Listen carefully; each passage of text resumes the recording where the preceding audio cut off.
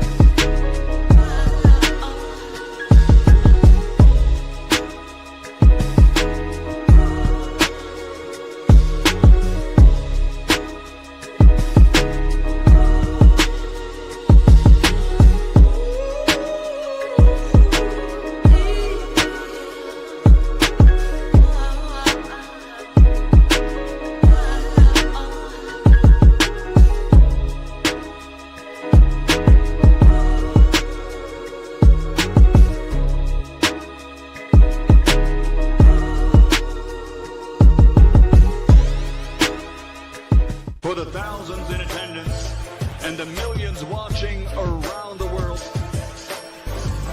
ladies and gentlemen, let's get ready to rumble!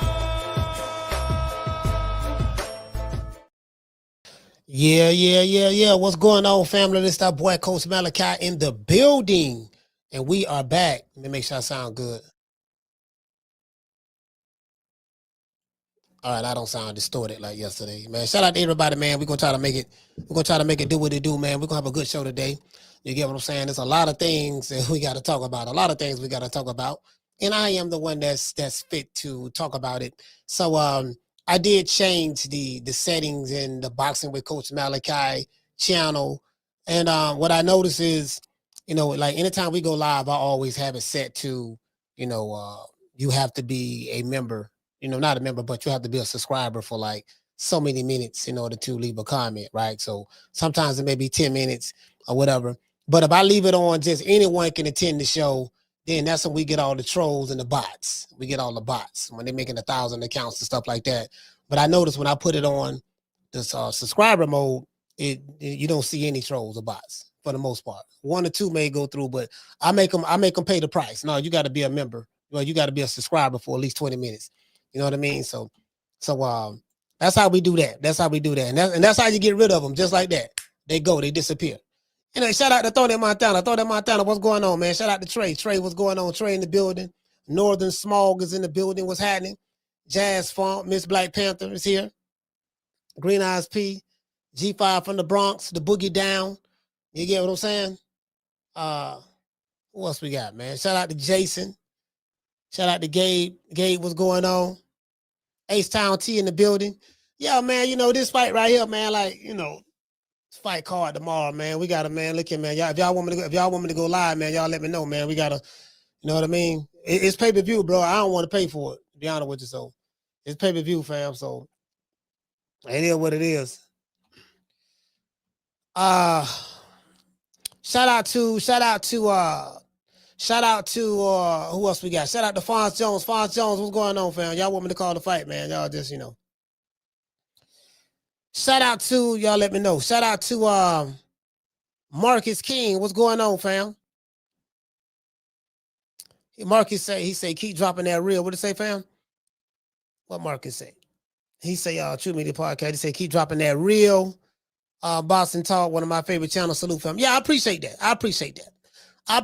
You get what I'm saying? See, one thing about me, man, I call because I see what's going on. I'm kind of like in it. And I see what's going on. I see everything that's going on. You get what I'm saying? I got a bird's eye view of the game.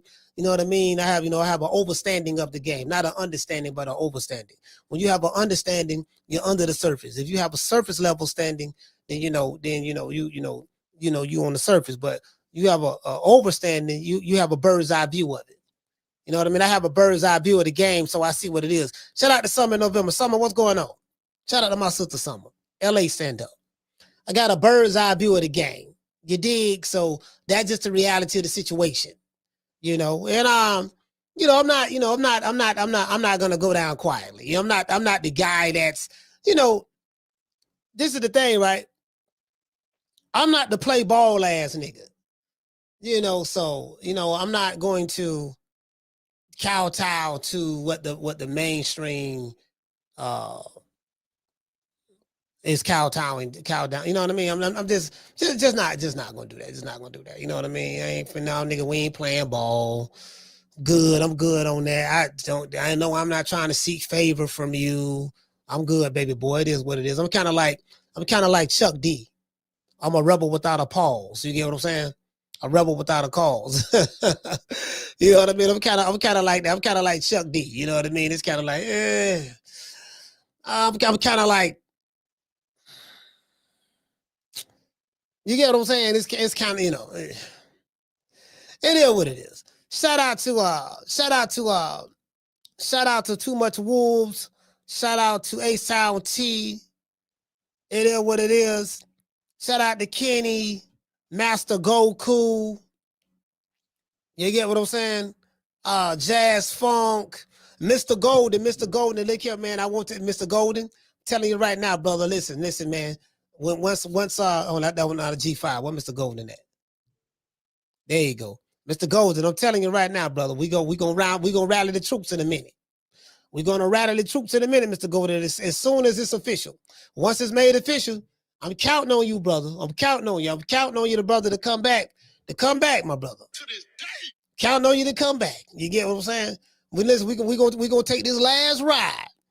Do you wanna ride in the backseat of a caddy? Chop it up with do or die. P.O. You know what I mean? Hey, you get what I'm saying? And listen, Mr. Go, just one more time, just like the regulators, like Billy the Kid and them did on Young Guns and the regulators. Regulators, mount up. We gonna take that one last ride. We going, that one last ride, Mr. Golden. To this day. You get what I'm saying? Yeah. I'm gonna let you know. Once it's official. Once it's official now. You know, it's not official yet, but once it's official, you get what I'm saying? So, you know, it is what it is. Yeah, man. Shout out to J-Rock. J-Rock from DC. What's going on, fam? Man, I'm sitting here looking at J-Rock.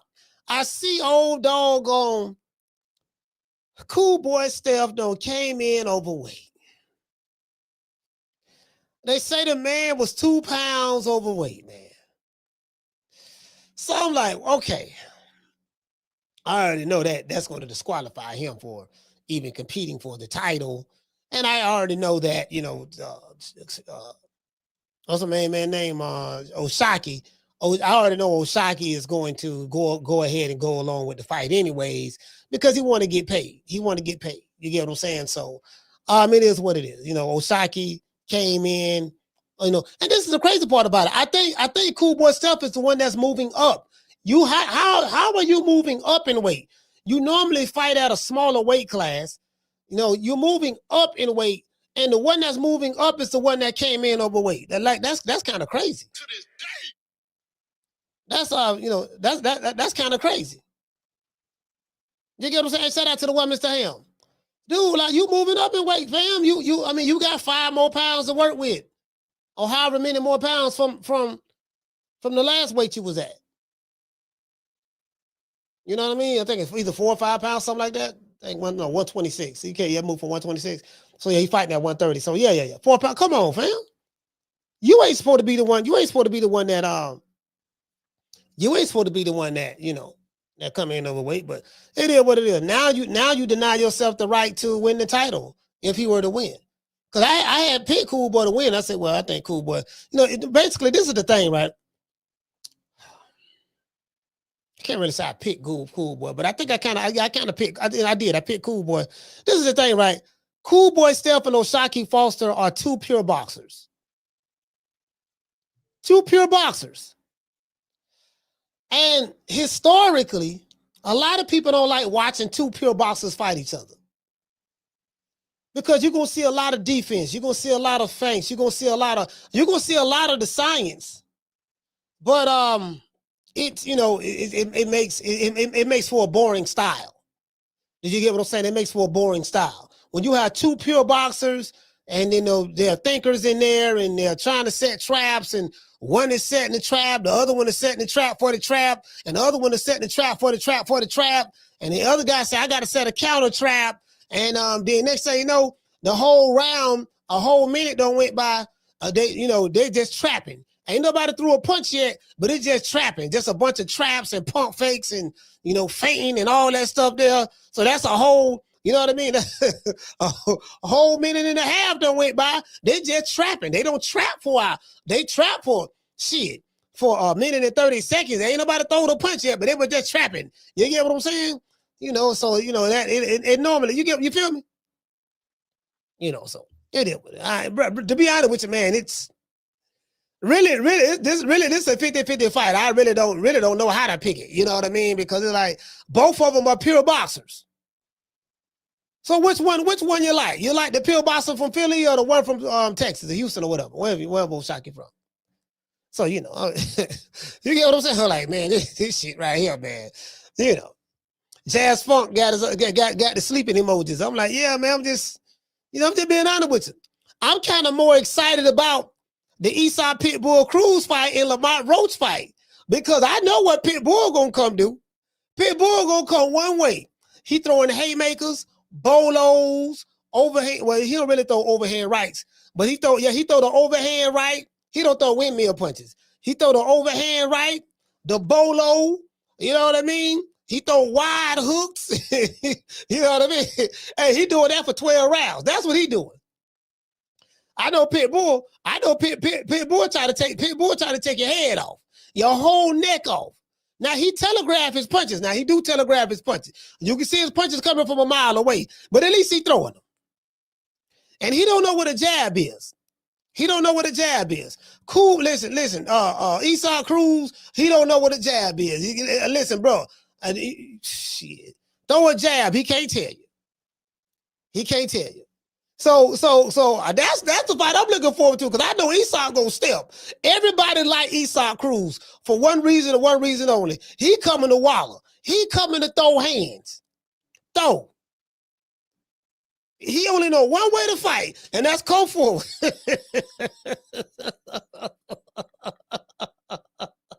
The man got a neck. The man got a neck like this here, man. The man neck got muscles. Listen, the man neck so wide, bro. The man got a neck like a wide mouth bass. The man got a neck. It's like he got two necks merged together. You get what I'm saying? And I knew, let me tell you something. This one I knew Eastside Cruz was gonna be problems. I'm gonna tell you when I knew. When I saw him fight Tank Davis. When he fought Tank, he was like a last minute replacement or some shit, right? Tank was laughing and kikiing, and I remember the press conference, doggone, they had Booger Ray Leonard up there. They had Booger Ray, Tank sitting right next to Booger Ray. They talking about Tank, they talking about Eastside Cruz. Booger Ray looking at the camera with a straight face. He tried to keep him laughing. He said, well, and he took a deep breath. He did a deep swallow. No diddy, a deep swallow. No diddy, right? He was like a goat, he was like, well, Eastside Cruz is he's a formidable opponent, for Tank, and you guys are going to see. Just because you don't know who he is doesn't mean that he's not a tough fighter, and you're going to know and find out. And I'm sure that Eastside, what is his name again? What is his name again? Eastside, whatever name is. Eastside Pitbull. And they said, what about Cruz? Oh yeah, Pitbull Cruz. I'm sure that he's going to do his best. So I remember the press conference, right? Because I was laughing like a mug. I say, man, what the hell they don't found this nigga at, man? They don't found another tomato can from Mexico. They don't went to Mexico, found a tomato can for Tank. And man, and then Tank fans was online screaming, yeah, man, you know what I mean?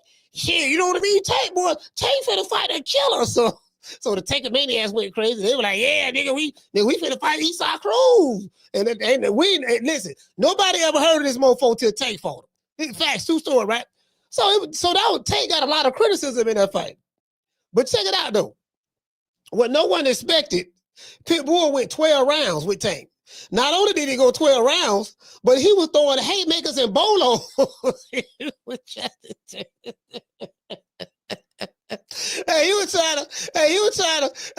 to take Tank neck off. He was trying to take Tank entire neck off that fight. Listen, man, that motherfucker. He had no coat Tank one time, right? Tank these had no buckle. He had no coat. Tank had no buckle, and he bounced on the ropes. He sat down on the ropes. You get what I'm saying? Like, God damn, who this little motherfucker is, right? And then Tank was turning them, putting them on the pivots. Tank caught that motherfucker. This one I knew Pitbull was gonna be a problem. It was that Tank fight. Tank fucked around and caught Cruz with an uppercut. The same uppercut he hit Leo Santa Cruz with, and not Leo Santa Cruz with outright. Tank set it up good. Tank caught Pitbull. Pitbull was coming in there thinking he finna throw them haymakers, and he missed time. And Tank came in that bit. Bam! Tank caught him with an uppercut and pivoted on the right. Guess what? Pitbull's head did not move. True. Man, Tank caught that motherfucker. Hey, shout out to Lady Shan. Lady Shan, what's going on, Shan? Man, Tank caught that motherfucker with an uppercut flush on the chin, and his head did not move. When I saw that, I say, oh my God. To this day. But this ain't no regular cherry right here. This ain't no regular cherry right here, boy. This ain't no regular tomato can. This can, he'll come in the fight. You know, this can take a punch. You know what I mean? I'm talking about, bro, I remember that shit. Cause I'm sitting there clowning the fight. I'm clowning the fight. I ain't know that motherfucker gonna fight like that. Yeah, Tank fucked around and hit him with that uppercut, and that motherfucker did not move like nothing. Motherfucker got a PED in his chin. Like, we gotta test his chin. He got, bro. Then I looked at his neck. The man got veins on his neck. The man got veins in his neck, man. The man got muscles popping out. The man got muscles on top of muscles in his neck. Y'all seen that man neck, man? Oh yeah, you ain't knocking him out. Yeah, you can forget that shit. Listen, whole thing, listen.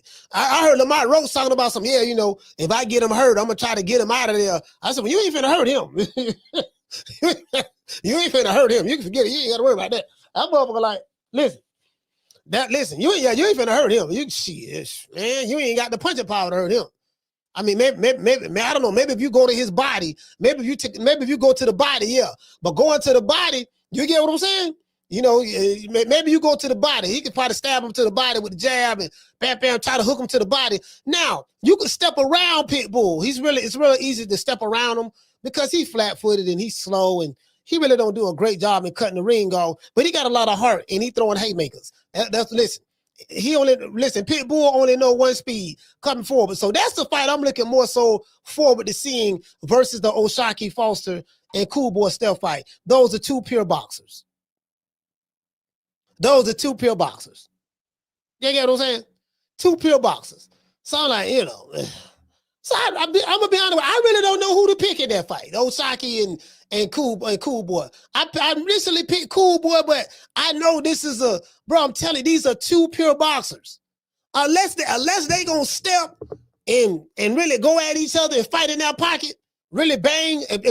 Now, let me tell you something. That fight can be exciting if both of those guys decide to bang. If Cool Boy and Shop decide to bang, to get in there and bang and show their inside fighting skills, then yeah, it's gonna be a great fight. Yeah. Shout out to Ron J. What you say, Ron? Ron said, how do you miss weight moving up? Yeah, that's crazy. That is crazy. Yeah, that's crazy. How do you miss weight moving up? I totally agree with that. I'm riding with Lamont Roach. I'm telling you right now, I'm riding with Roach, man. But I'm just saying, I like Pitbull. But I'm riding with Roach on this one. I hope he can. I hope he can stand up to the pressure now. Cause I'm like, that little motherfucker coming. I ain't gonna lie. I wouldn't want to fight Pitbull myself. I'm like, man, this motherfucker, shit, motherfucker swinging too hard. Like, shit, that motherfucker be swinging hard, bro. Like, that motherfucker be swinging, bro.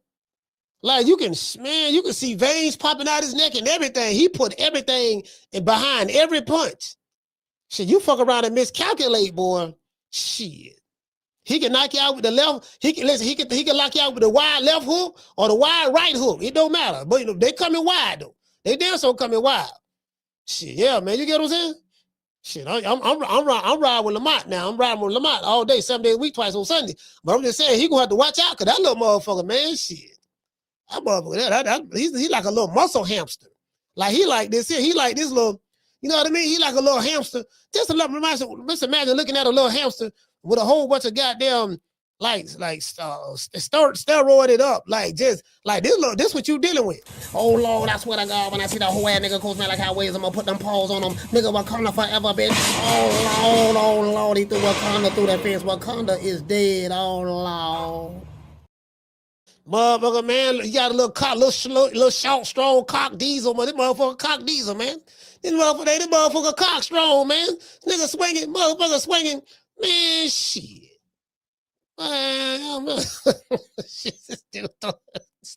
Nigga throw him like, man, shit. Motherfucker cock strong to the mother. And he got a chin. Bro, I saw Tank, bro. When I saw Tank hit that man with that uppercut, bro, and that man's head did not move, fam. Bro, that told me, you got to be a hell of a nigga to knock him out. Boy, to knock inside Pitbull Cruz out, you better be a hell of a nigga, boy. I'm talking about hell of a. That little fat head motherfucker right there. He got that big ass head. He got that thick ass neck. You get what I'm saying? Shit, look like he got Ostarine in that neck or something, man. Shit, man. Shit. Oh, man. Time to tell you, I'm like, yo, I ain't gonna lie, I'm kind of worried.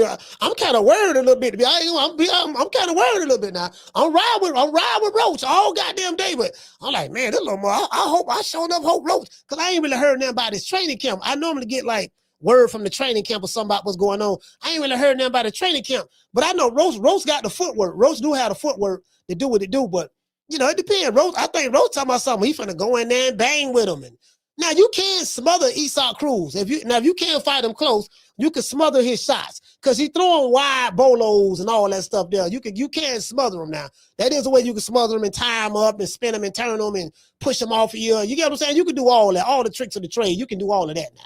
You can do that. But yeah, man, I'm like shit. You know what I mean? All it takes is one. I little motherfucker there, man. He remind me of a Tasmanian devil. That's what he remind me of, a Tasmanian devil. Now, this is another thing, too. I'm going to tell y'all something y'all ain't probably taking into consideration.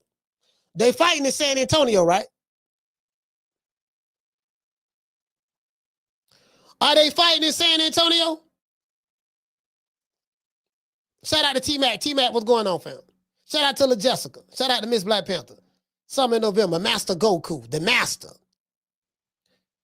Shout out to Big John Doe. What up, Doe? Are they fighting? Are they fighting in San Antonio? All right, Marcus King said yes. All right, I tell you what. If they fighting in San Antonio, I'm going to tell you right now. If they fighting in San Antonio, Lamont Roach is down 2-0 right now. True. I'm telling y'all off the ripper. This is how it goes, right? Anywhere there's a heavy Mexican population from a boxing standpoint, right? Because Texas has a boxing culture. And those judges there, they like to reward fighters. You get what I'm saying? Who gonna be aggressive and all that stuff there, yada, yada, yada, yada. I'm telling you off the ripper now. See, fighting in San Antonio. That's just like fighting in Mexico. That's damn near just like fighting in Mexico. He fighting in San Antonio. Tell it right now. Lamont Roach is down 2-0 already. You're fighting a Mexican, a fan favorite Mexican in San Antonio. You down 2-0 already. Do not get it twisted. He gonna have to come fight this fight right here. He gonna have to let his hands go. I'm telling you what God love. We not gonna play these crackhead games. He down 2-0 off the rip. I'm telling y'all right now. You get what I'm saying? He gonna have to let his hands go on this here. And I hear they fighting for that old shit-eating ass WBC intern belt. Anyways, you get what I'm saying? So I'm telling, listen, I'm telling you right now.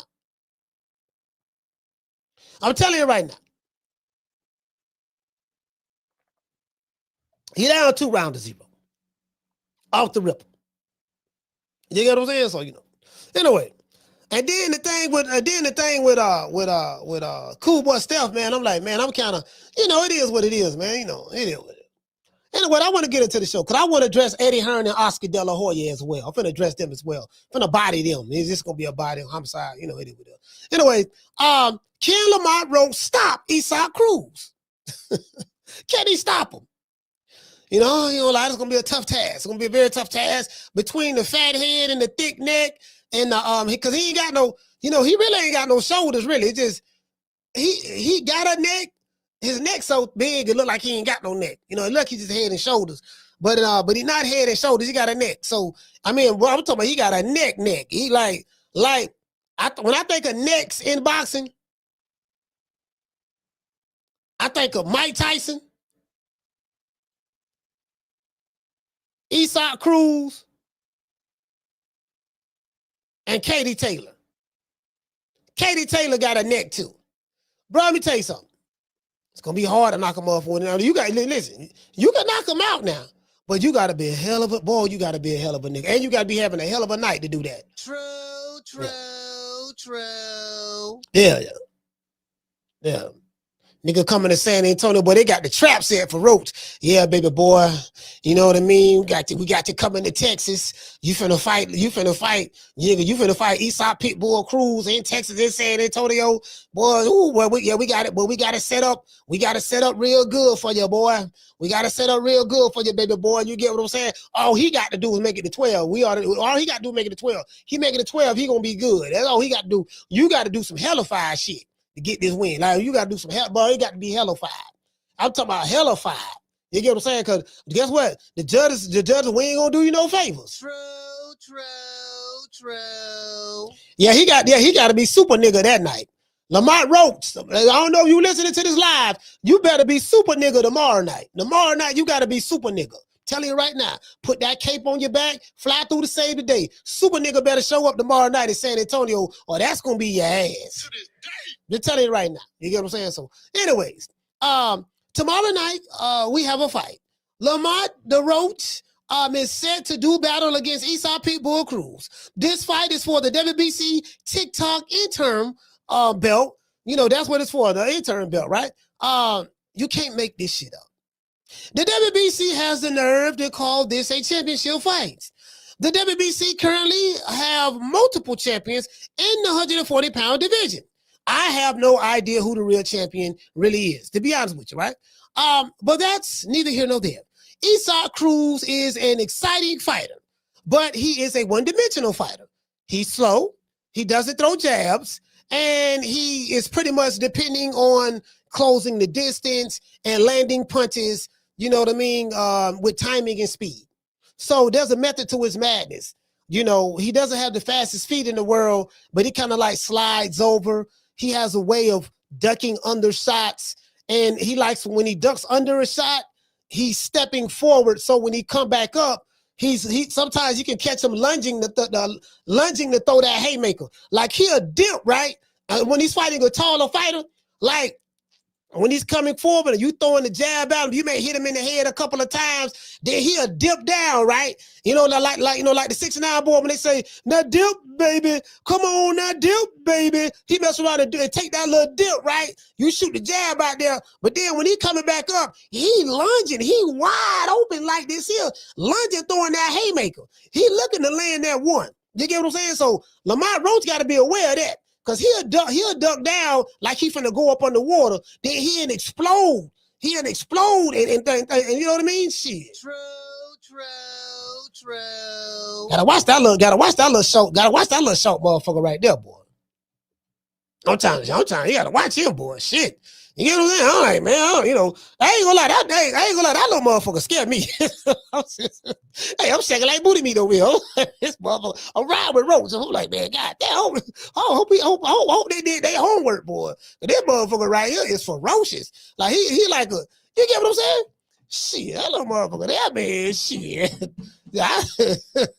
Damn, why I got to fight him, right? Yeah, you know, you think you can beat me? I can beat him, but God damn, I got to go through some shit to beat this motherfucker. Like, y'all ain't got nothing easier? Nah, this take it or leave it. Hey, Miss Black Panther, this here, take it or leave it, man. I'm riding with Roach, man. Fuck that. I'm riding with Roach. True. Yeah. You know what I mean? Listen, man, I'm doing this one for the hood. I'm doing this one for the hood, man. This here for Southeast DC. This here, hey, look here, man. Listen, man. I'm doing this for the hood. We're doing this for the hood, fam. You know what I mean? We got to do it for the hood. Like this right here, like Roach might be our last line of defense. He might be our last line of defense. We need him to hold the line. Hold the line right here. You get what I'm saying? Let's see, can we keep the winning streak going on? Crawford don't knock off Canelo, so we need Roach to knock off doggone Eastside Pitbull Cruz. Let's see, can we keep the winning streak going on? It's already set up for him. He down 2-0 fighting in San Antonio. But let's see, can we keep it going? Let's see, can we keep it going? That's all I'm saying. You get what I'm saying? It is what it is. Now, as I said before, right? Eastside Cruz is an exciting fighter, but he's a one-dimensional fighter. You get what I'm saying? Eastside Cruz, he's a power puncher. He loads up on all of his shots, and he telegraphs his punches as well. If Pitbull can catch Lamont with one of them haymakers, you know what I mean? He might be able to get Lamont out of there. As for Lamont, all he have to do is box, control the distance and range with the jab. Now, when Pitbull gets close, Lamont have to tie him up, you know what I mean? Make the referee reset, and then he work his angles in the pocket if he decides to fight him in the pocket. Now, Lamont will have to win decisively because he's fighting in San Antonio, which is Little Mexico. The judges will not do him any favors in this one. Pitbull would be up 2-0. This is what I put in my opening monologue. Pitbull would be up 2-0 before Lamont Roach sets one foot in the ring. And these are the facts. True. Yeah, we ain't gonna play these crackhead games and act like boxing is a fair sport. There's nothing fair about it. We already know what time it is. Whoever the house fighter is, especially if he's Mexican, you know what I mean, and he's fighting in Little Mexico, which is San Antonio, if he's fighting over there, you already know what time it is. We're not gonna play these crackhead games. Not going to say the politically correct thing because I'm afraid to offend somebody. I don't give a fuck about offending nobody. If the truth offend you, so goddamn be it. It is what it is. We know what it is, right? You know what I mean? So we gonna find out, right? In other news, let's go to the other news. Oscar De La Coca. I sat back and looked at his Clapback Thursdays. Oscar De La Coca had a lot to say about Terrence Crawford refusing to pay the crying boss, Mauricio Suleiman, allegedly $300,000 demand in sanctioning fees. Now, this is what I have to say. Oscar De La Hoya, last time I checked, Terrence Crawford is not your fighter. Last time I checked. Last time I checked, his name ain't Virgil Ortiz or William Cepeda or Jose Ramirez or Kid Austin or any of these other guys. That's one. Two, I said, well, damn, why is Oscar jumping in something? And a lot of people have commented on it. A lot of people feel some type of way. I get it, right? And I'm going to break this shit down like a 57 Chevy because everybody see what's going on. I'm going to show you what's really going on. What's really going on. Because this really ain't about no Terrence Crawford. This is about something bigger. This is about something bigger. What's going on? I see what's going on. You get what I'm saying? I see what it is, right? So, I'm going to break this shit down. So you have people who are on the side of the establishment, the old order. But there's a war between the old order and the new order. There's a new order coming in. And the old order feels that Terrence Crawford represents the new order. And the old guys, the old way of doing things don't like what they see coming down the pipe. There's no promotional company, American promotional company that have a network deal with any American networks. PBC got something going on with Amazon, but there's no money, there's no budget involved. Oscar got a little something going on with the zone, but it's small. He doing chitlin circuit fights. Ada Hearn like, I'm gonna address all this shit today. It is what it is. Like this shit like taking candy from a baby. A lot of moving parts. This shit is very, very easy to figure out. I see what's going on. I see who's receiving orders and all that stuff there. Yeah, I see what's going on. It's very easy for me to see. And I'm more than qualified to handle this subject matter. This shit is too easy. Nigga, stay in your place. Nigga, do what you're told. You got the nerve to be standing up to Master Charlie. Charlie say, I want you to do this. You supposed to do it. Who you think you is telling Charlie no? Stay in your place, shut up, and move to the tune of our beat. You dig? True, true, true. We don't want you standing up on the standing up doing a revolt. You get what I'm saying? You supposed to fall in line. Yeah, that's what's going on. That's what's going on. Yeah, that's what's going on. I see what it is.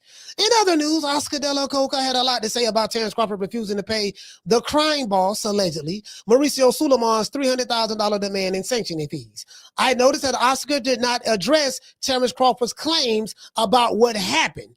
Oscar totally ignored what Crawford said, and he took the side of the sanctioning body, Mauricio Suleiman. That's what a lot of people miss. That's what a lot of people overlooked. He immediately took the side. Oscar De La Hoya, who was a former fighter himself, took the side of the sanctioning body and totally ignored what Crawford said. He totally ignored that, look, I paid the other 3 sanctioning bodies. I offered to pay you. You know what I mean? You turned it down because it wasn't the money that you was requesting. You wanted $300,000. You got to pay the sanctioning body. So I said, you know what? I get what's going on with Oscar and why he was defending the sanctioning body, because what you guys don't know, the boxing promoters and the sanctioning bodies, they work hand in hand.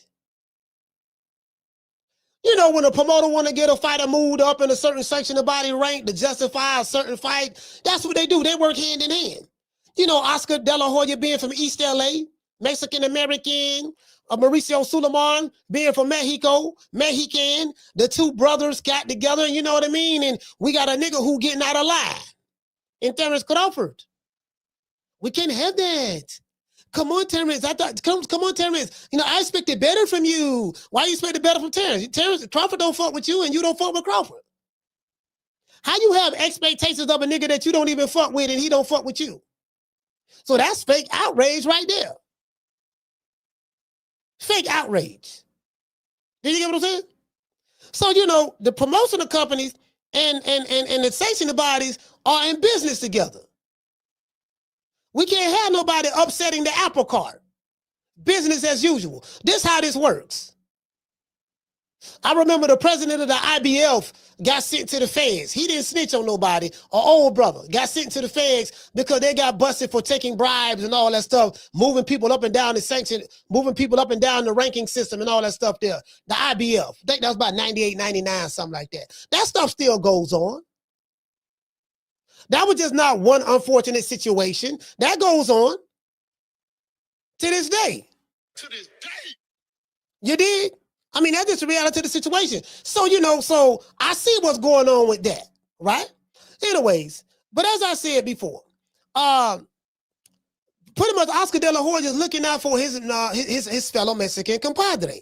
Nothing wrong with that, Mauricio Suleiman. Oscar is basically saying this. He's basically saying that a nigga should be thankful, you know what I mean, that Turkey Al-Sheikh made everyone involved participate in a mega fight Turkey put together. How do you think that you got where you're at without the sanctioning bodies? No, the man got where he at. The sanctioning bodies, they never did that boy no favors.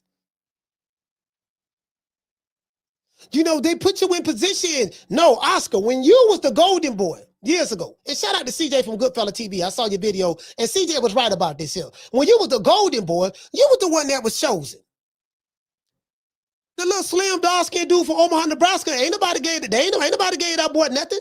He had to fight to get to where he was at. A lot of fights he was in, y'all thought he was going to lose. He just kept winning. All the way up to this day, he keep winning. So he was the one that slipped through the cracks. Sanctioning body politics, what was going on with the PBC and Errol Spence and different, you know what I mean, what was going on. Eddie Hearn, all the shit he doing in the background. I don't have conversations with Bud. I interviewed him. When I interviewed him, he laid it all out in the interview about what the sanctioning bodies and different promoters were doing behind the scenes to try to block him from getting certain places. Turkey Al-Sheikh came on the scene and made all things possible.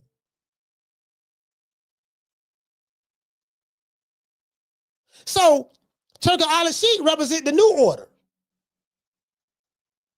Mauricio Suleiman, De La Hoya Hearns represent the old order.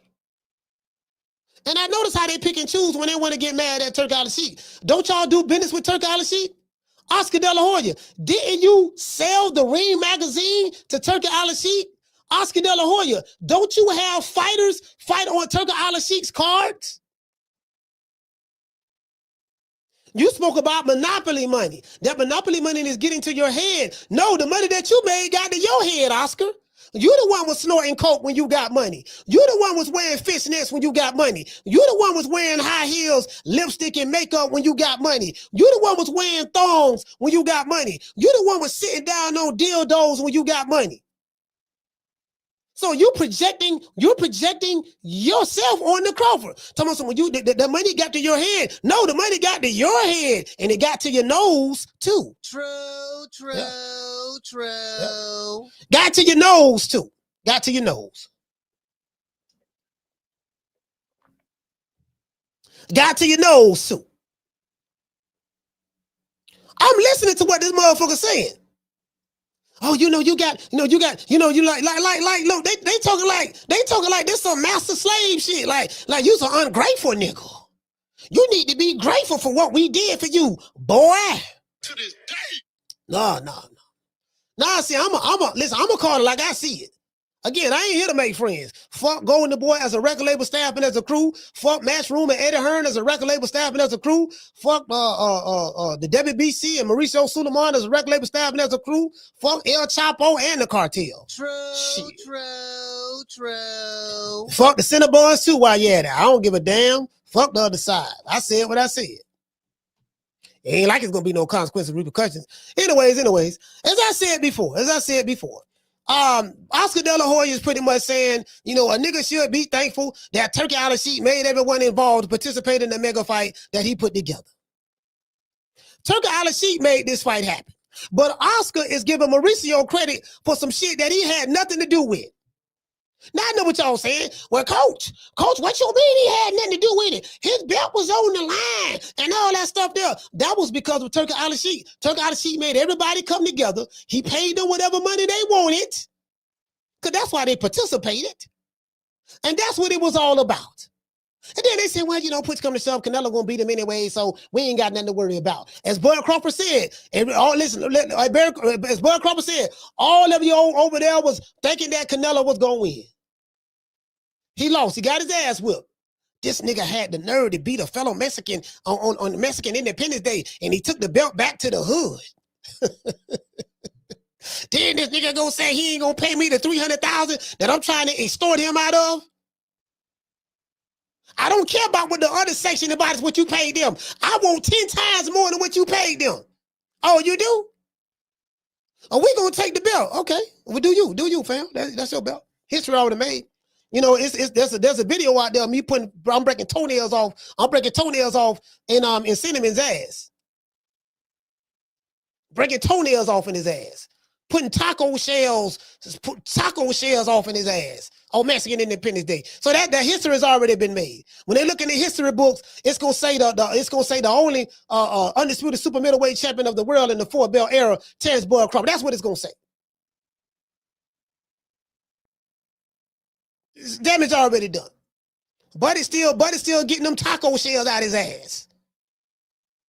You get what I'm saying? That's what it's really all about. That it's about that too. You get what I'm saying? So, anyways. Now, Oscar is disingenuous, right? I'm gonna tell you, Oscar De La Hoya is disingenuous at best. And I'm gonna tell you why. People like Oscar and Mauricio want black fighters to stay in their place and be good old boys. As soon as a black fighter gets out of line, Master Charlie wants to crack the whip of shame in the media. So you have Eddie Hearn speaking out against Crawford. You got other media outlets speaking out against Crawford. You got Mauricio Suleiman. You got other YouTube podcasts. You got that want to be down. They want to be down with the system. You got Oscar De La Hoya. All of them got something to say. You get what I'm saying? And I'm finna tell you why. Right? We're gonna shame him in the media. But this is what it's about. I got some videos I'm gonna play. We finna break this shit down. As for me, I'm glad that that Crawford exposed the alleged crime bosses, allegedly, Mauricio Suleiman for what he is, a suspected crook, just like his pappy, allegedly, right? I'm so happy that Floyd Mayweather, Richard Schaefer, Leonard Ellaby, and Al Heyman exposed Oscar De La Hoya for who he is. You know, the PBC got started because, shout out to Richard Schaefer. Richard Schaefer Richard Schaefer was the president of Golden Boy Promotions. Al Heyman was over there. Tom Brown was over there with Golden Boy. Sam Watson, Skamson, Lyowitz was over there. Who else was over there? What's the dude that was the president of Showtime? He was I think he was Golden Boy's attorney. The Weasel. They called him the Weasel. What's the dude name that was the president of Showtime? They called him the Weasel. I forgot his goddamn name. Right? But y'all know what we're talking about. The Weasel. All of them was over there. Oscar De La Hoya, here you go. Oscar De La Hoya, president, Richard Schaefer. Stephen Espinosa, that's the name, Stephen Espinosa. Oscar De La Hoya, president, Richard Schaefer, backdoored Oscar with Al Heyman. Errol Spence was over there with Golden Boy. Agent Broner was over there with Golden Boy. The Charlos was over there with Golden Boy. Danny Garcia. I said Errol Spence. Keith Thurman, Deontay Wilder. All of them was over there with Golden Boy. But guess what happened? One day, a young fellow from East LA decided to let that monopoly money get to his head. Like he said what happened with Terrence Crawford. He let that monopoly money get to his head and he decided to go on a coke binge. I remember Oscar when Canelo Alvarez fought Floyd Mayweather. I remember this. Oscar De La Hoya was nowhere to be found. You wasn't even there to see Canelo fight Floyd Mayweather. In Canelo's biggest moment in his boxing career at that time, you wasn't even there. You know where Oscar was at? Oscar was snorting coke. And they said he had to check himself into rehab. The day before, Canelo Alvarez fought Floyd Mayweather. They did all of that promoting for the fight. And when Canelo needed you the most, you was snorting coke. Y'all remember that?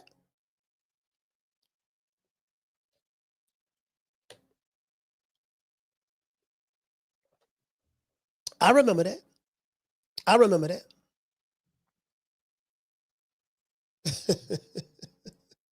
You get what I'm saying? So anyway, so Oscar De La Hoya and Mauricio Suleiman, they acting like they have been victimized. We're victims of a crime that Terrence Crawford committed on us. We're victims of a crime. Nah, y'all will be all right. It's okay. You get what I'm saying? So anyway, you should have took the money. Anyways. As for me, when it comes to, and this is what happened. This is how Richard Schaefer allowed all of Oscar De La Hoya fighters' contracts to expire. And then Al Heyman started the PBC with Waddell and Reed's hedge fund money, and he took all of Oscar De La Hoya fighters who was formerly under contract. And then Oscar went to crying like a bitch when he found out what happened. He played like he was the victim. Oh, look what they did to me. They took my fighters from me. Yeah, you were too busy snorting coke, fam. You were too busy getting high. You were too busy cross-dressing. A cross-dressing cokehead can't play victim. You wasn't handling your business. And your president is the one that crossed you. Your white president. May I add that? He crossed you for a brother by the name of Al Heyman from Cleveland, Ohio. You remember that? Anyways, never take the word of a lying, coke-sniffing, cross-dressing promoter from East LA. Canelo Alvarez learned this the hard way when he found out that Oscar De La Hoya was robbing him blind for millions of dollars. Oscar De La Hoya robbed his cash cow, allegedly, Canelo. It's also alleged that Golden Boy fighters are on what they say, PEDs, allegedly. Gotta say allegedly. I have no physical proof of that, but I gotta say allegedly. You get what I'm saying? So if I was Oscar, I would focus on the small time fights that I put together for my company and stay out of another man's business. That's what I would do. Focus on Golden Boy, fam. Keep your eyes on the prize. You dig? Today's show was sponsored by Foster's Barbershop. If you're in the city of Tampa, download the app Booksy. That's BOOKSY. Foster's Barbershop is located at 1923 West Main Street, West Tampa, Florida, at the address below, 33607. Let them know that Coach Malachi sent you, and you will receive a 10% discount. Let's give Foster's Barbershop a round of applause. Yeah. I want to dedicate this show to the hood. I want to thank the whole hood who came out here. I love y'all. I did this for the hood. Y'all know I beat that boy. Yeah, man, y'all know what it is. Y'all know what time it is, man. Y'all know what time TI is, man. And let's send them goons at them. Hey, who was you, pimp? Hey, what the fuck? What the Get your fuck? motherfucker. Hey, that nigga squeezing me. Get this freak Hey, ass player. nigga up You out ain't me, hear my bro. nigga say What back the fuck up, dude? Yeah, what I'm saying, it is what it is, man. Shout out to everybody, man. And guess what? Here come Debo. Come Debo. Who? Debo. What's up, y'all? What's up, Red? What you got on my 40, homie? Goddamn Debo there. Hey, goddamn Debo Dale. That shit ain't like that. That Debo Dale shit above. Why don't you get the hell out of there? Shut up, old man. I ain't going nowhere. And why don't you tell all these nice folks why you've been ducking me? The way you've been ducking is the disgrace. Shut up, old man. I ain't going nowhere. And why don't you tell all these nice folks how you been decking me? You dig, man? Shout out to shout out to Day at Tenderoni Fridays. I want to go live tomorrow, man. Y'all know what it is. Y'all support the movement. I want to go live tomorrow for us, man. So shout out to Summer November. Shout out to everybody in the chat. Shout out to Nate the Great. It is what it is, man. Today is Tenderoni Fridays. And shout out to the Snow Bunnies. See your eyes shining, she's my snow bunny, please. In the winter light, so she's my sweet dust of cream. Talk to my nose, this lover's got it so raw. Make you move, stepping out, from out of control. It's me against the light, snow bunny. Moving on the bar, everything's so right. Got that smooth, so feel. No, that's better than the law. With my snow bunny love. See your eyes shining, she's my snow bunny, please. In the winter light, so she's my sweet dust of cream. Talk to my nose, this lover's got it so raw. Make you move, stepping out, from out of control. It's me against the light, snow bunny. Moving on the bar, everything's so right. Got that smooth, so feel. No, that's better than the law. With my snow bunny love. See your eyes shining, she's my snow bunny, please. In the winter light, so she's my sweet dust of cream. Talk to my nose, this lover's got it so raw. Make you move, stepping out, from out of control. It's me against the light, snow bunny. Moving on the bar, everything's so right. Got that smooth, so feel. No, that's better than the law. With my snow bunny love. Yeah, man, it is what it is, man. It is what it is, man. Snow Bunny Love, the #1 hit song in the hood. #1 hit song in the liquor store, the local liquor store in your hood. You know what I mean? Snow Bunny Love, man. Y'all call the DJ, man, and let them know you want to hear Snow Bunny Love. Next time you go to a shindig or a club or barbecue function, a barbecue, and you got a DJ there, let the DJ know, say, look here, man, put on Snow Bunny Love, man, so we can cut a rug or two. We can cut a jig. You know what I'm saying? Now, you don't want to be like this old roly-poly ass nigga right here, but buck dancing for butter biscuits. You don't want to be buck dancing for butter biscuits. Oh, Miss Hillary. Oh, so good to see you, Miss Hillary. I love you, Miss Hillary. Welcome to TV1. Oh, Lord. I dance with Master. I dance with Master. I dance with Master. I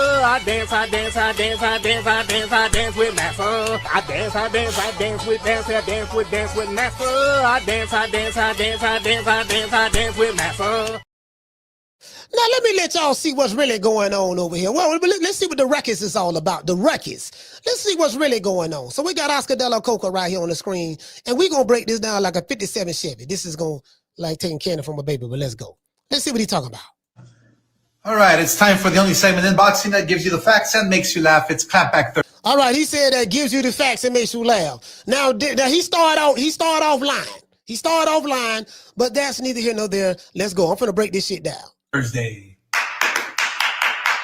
Then he got the WBC belt in the case right behind him over his right shoulder. Y'all see that? I'm pretty sure y'all ain't peep that. He just got the WBC belt right here. I wonder why.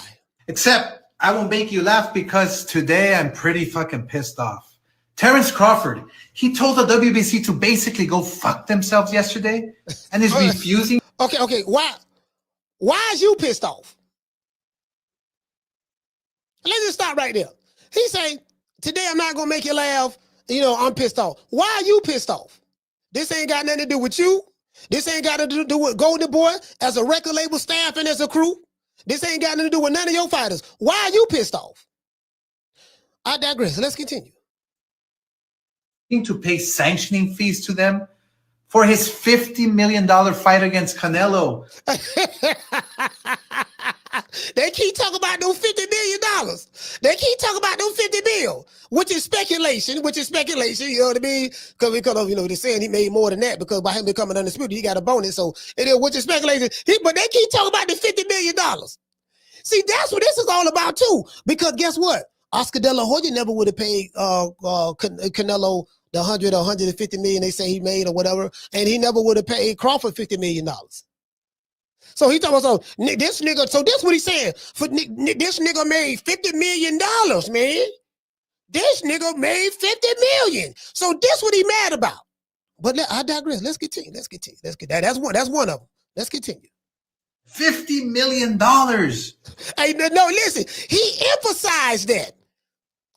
Crawford made $50 million. $50 million. Why is he emphasizing the 50 mil? Lord have mercy, boy. This right here, boy. Ooh, Lord have mercy. Shout out to Lady Shan. Did he forget where he came from? Hold on, let's stop right there. This nigga say, did he forget where he came from? Yeah, he came from Omaha, Nebraska. North Omaha, Nebraska, to be specific. And he go back there all the time. The same North Omaha, Nebraska that all of you people in Boston were trying to get him away from. Get away from country ass Omaha. Drop them trainers you got. Leave Bomac them alone. Come to Vegas. Come here. We got some superstar trainers that we want to put you with and all that stuff there. Yeah, he's still right there. He's still there. What you mean he forgot where he came from? Like this nigga stay in your place, boy. You forgot where you came from, boy. What we did for you. That's what this is. That's exactly what this is. Anyways, I digress. Let's continue. Or how he got there? How do you think you rose to that level? Through the ranking system. No. He rose to that level because he kept fighting and beating every goddamn body. He fought and clawed his way to get to the position that he's at. And to get that fight with Canelo, that was strictly because of Turkey Al-Sheikh. Period. And all the sanctioning bodies fell in line, but with Turkey Al-Sheikh. This the same WBC through the sanctioning bodies. Ain't nobody got a problem with the sanctioning bodies. We talking specifically about the WBC. You want more money than everybody else getting. And why are you, Oscar, sitting here shooting a video about Mauricio Suleiman and Terrence Crawford with the WBC belt behind you? So we know what side of the fence you on. I told y'all, these promoters and sanctioning bodies work together. They got a partnership. And it's pretty much against the fighters. And the fighters are like pawns on a chessboard. But they know that. They know that. They know what it is, so it is what it is. I mean, don't get me wrong, I'm not crying about it. That's just how the ball bounces. You did? You get positioned to make that kind of money. I mean, come on, you're 38 years old. He said, okay. He said, you get positioned to make that kind of money. Yeah, but you didn't put him in that position, nor did Mauricio Suleiman. He talking like Mauricio was the reason why that fight happened. That's not true. Oscar, it damn sure wasn't the reason why that fight happened because of you. They got this little civil war going on with Turkey Al-Sheikh. They got, you know what I mean? They got TKO boxing coming in. Hold on, we finna break all this down. Hold on, I'm finna tie it up and give it to you in a nice little bow. That's what I'm finna do. You've been paying sanctioning fees for a long time in the past. There's nothing new here. It's nothing groundbreaking. You had no problem when they were ranking you to fucking fight Canelo. Again, it's like my agent. Okay, hold on. And then he gives an example of it's like his agent. Oh, I'm finna destroy this shit. Let's destroy this shit right here. Getting me a huge movie, and he's asking for his 10% commission of all the work he put in.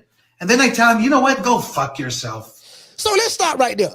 He said it's like his agent that put him in the production in the big movie that he's working on, and then it's like you telling the agent, go F yourself after all the work he put in. Well, let's stop right there. Your agent specifically works for you. If your agent specifically works for you on your behalf and your agent is bringing money to you, getting you booked for gigs, then of course your agent should get a cut.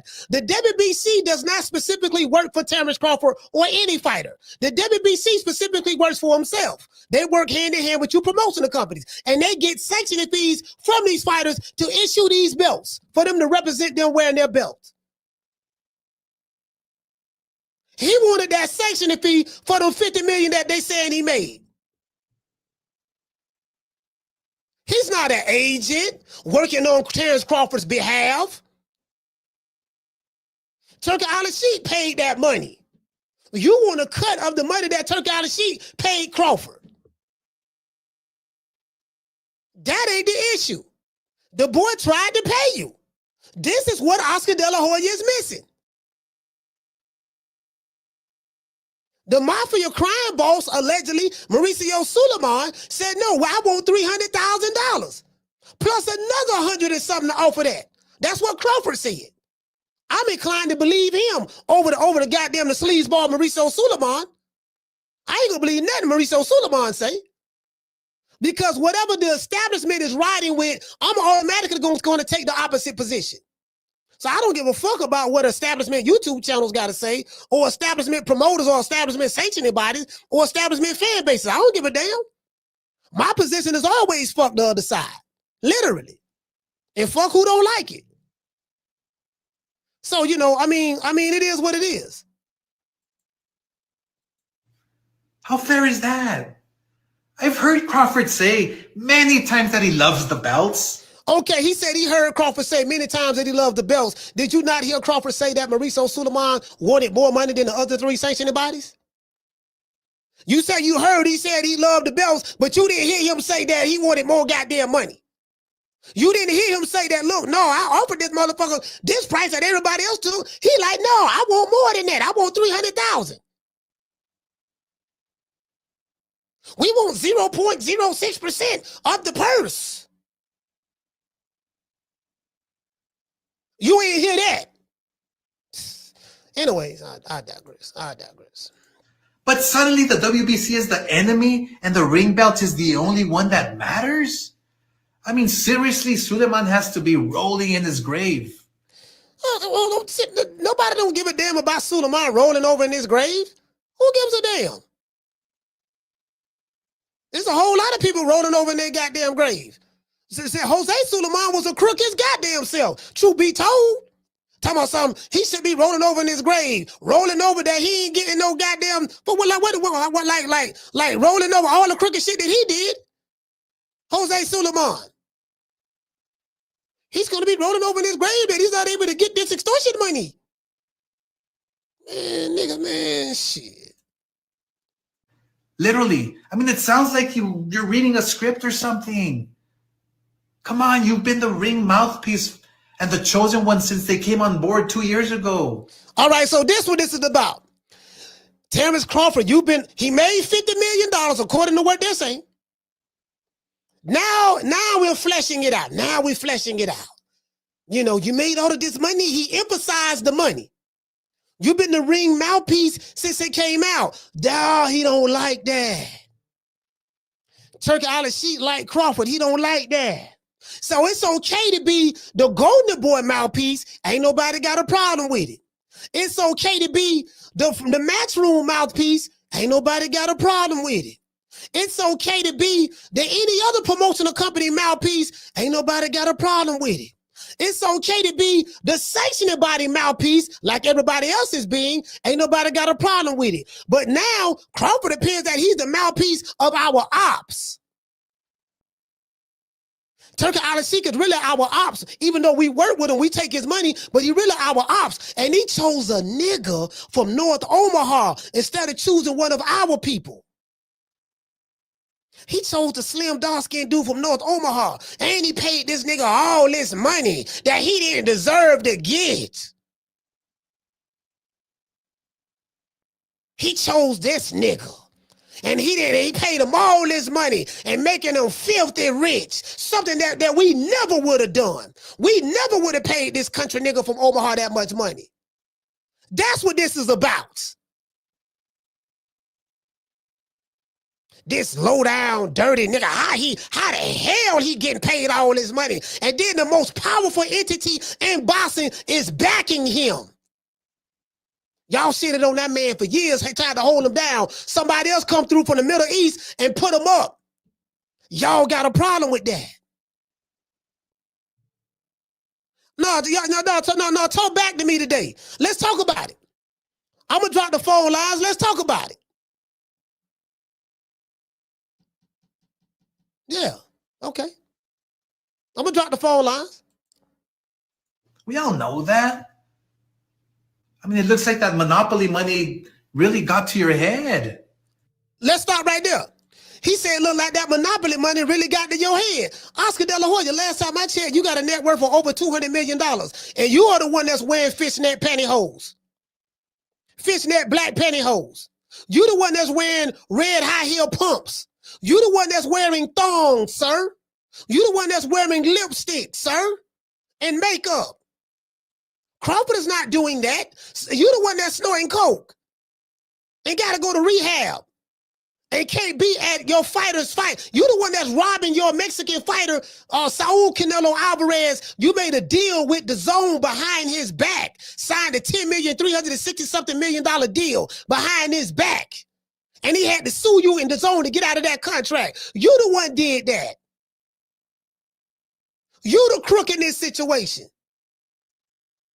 And the monopoly money that you made, the monopoly money that you made got to your head so much that you started cross-dressing. You started wearing pumps, dancing the Pumps and the Bumps video by MC Hammer. You started snorting coke. So the monopoly money got to who head? Oh, okay. Let's go. This is not the way champions behave. Once you start making money, you don't behave this way. Wait. How you been behaving, Oscar? Once you started making money, what you was doing? Once you started making money, how were you behaving, sir? Don't let me pull them pictures up. We know how you was behaving. Anyways, I digress. Shout out to my sister, Lady Shan. Young fighters shouldn't be looking up to this. Any kid who becomes an amateur. So this is another thing. He said young fighters shouldn't be looking up to this. I'm going to tell you something else. I'm going to play another video that's going to piggyback off of what De La Hoya is saying. See, this is what they fear. Country nigga from Omaha, Nebraska, getting paid more money than what they feel like he should have gotten paid. That's bad enough he did that. But then he bucked the system. He told the system, look, this is how much I'm going to pay you. The system of the WBC. They said, no, we want more money than that. We want more than what you paying the other sanctioning bodies. He like, nah, we going to take our belt from you. Okay, You can do what you want to do. It's your belt. But then you're gonna go shoot a video, try to make me look like the bad guy. And then when I come out to defend myself, now y'all looking at me like I'm wrong. See, this is what they do. They come out and try to make a video and make you look like the bad guy. You come out and body their ass in your clapback response, then they come back and play victim. Oh my gosh. I'm like, why? Why is he doing this to us? We just want to get the money to help the poor little children. We just want to collect the money to help the retired fighters, who are doing bad. Okay, well, why they don't have a fund where they collect the money for the fighters from the promoters? Oscar, you got a net worth for over $200 million. How much money have you donated to the help a retired fighter fund? How much money has Al Heyman or Eddie Hearn donated to the help a retired fighter fund? And we ain't never heard nothing about this shit until goddamn Mauricio Suleiman mentioned it. Trying to make a emotional plea to the people. Oh, we just want to donate this money to my father's charity fund, your dead daddy charity fund. So you made a charity fund in the name of a crook that was your pappy by the name of Jose Suleiman, and you gonna put some money in a charity fund named after your crooked ass daddy. And you telling me, yeah, man, see, we looking out for all the different fighters who need us. Where? Show me 10 or 15 that you helping. Show me 10 to 15 you helping right now that you pay for their medical and insurance and house and rent and all that. Show me 10 right now. The old make a nigga look bad. The old make a nigga look bad routine. Anyway, let's go right here. This shit right here.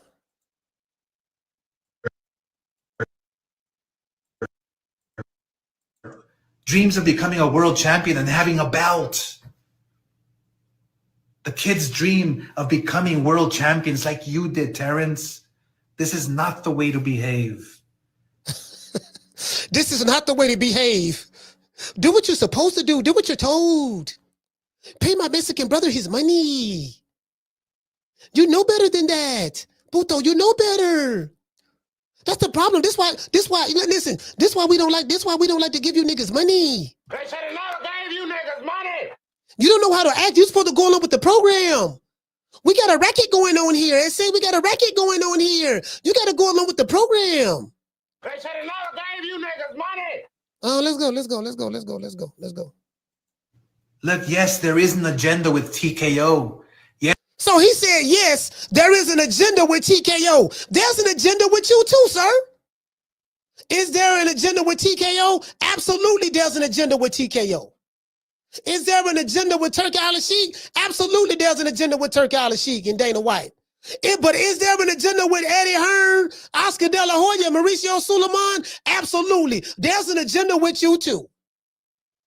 So the problem is the agenda that you have a problem with is messing up the status quo.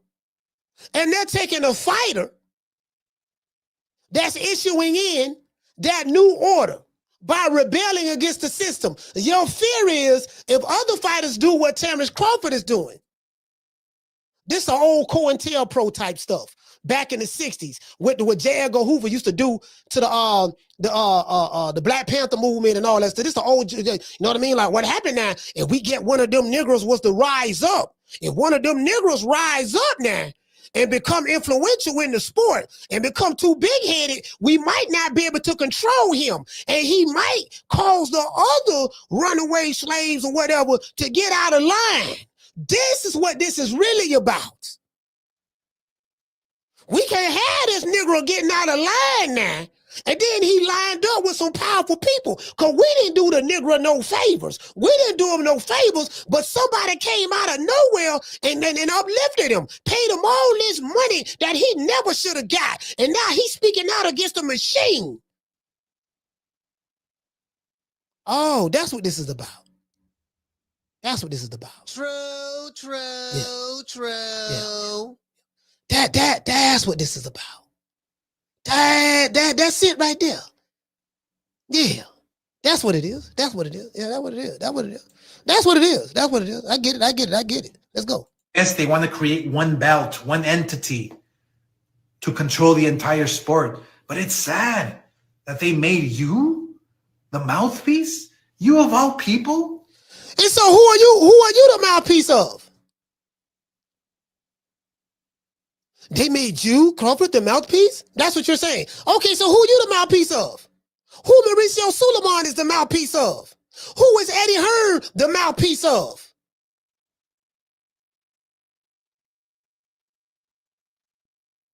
So Crawford the mouthpiece of TKO, but who you the mouthpiece of? Last time I checked, you got a record label called Golden Boy Promotions. And you got some all right rappers over there, mediocre rappers over there. Last I checked. And you got them niggas in the Golden Boy Witness Protection Program. You holler about he made $50 million. Like, bro, just the way he emphasized that. And then they chose you. You of all people. Why they chose you? Why you chose this nigga? Of all people. How you gonna overlook all of my people and then chose him?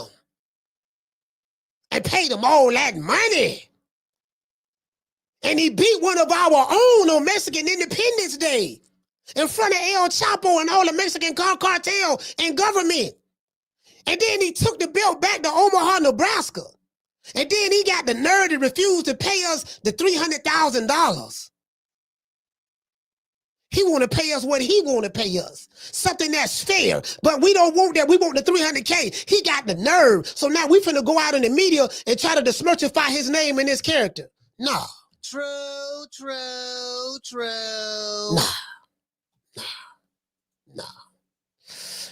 Nah, not today. I thought you had integrity. I thought you had respect for boxing and the sport. Hold on. He said, I thought you had integrity. So says the fool who's sniffing coke, wearing fishnets, black pantyhose, and lipstick, makeup, a purse, and some red pump high heels.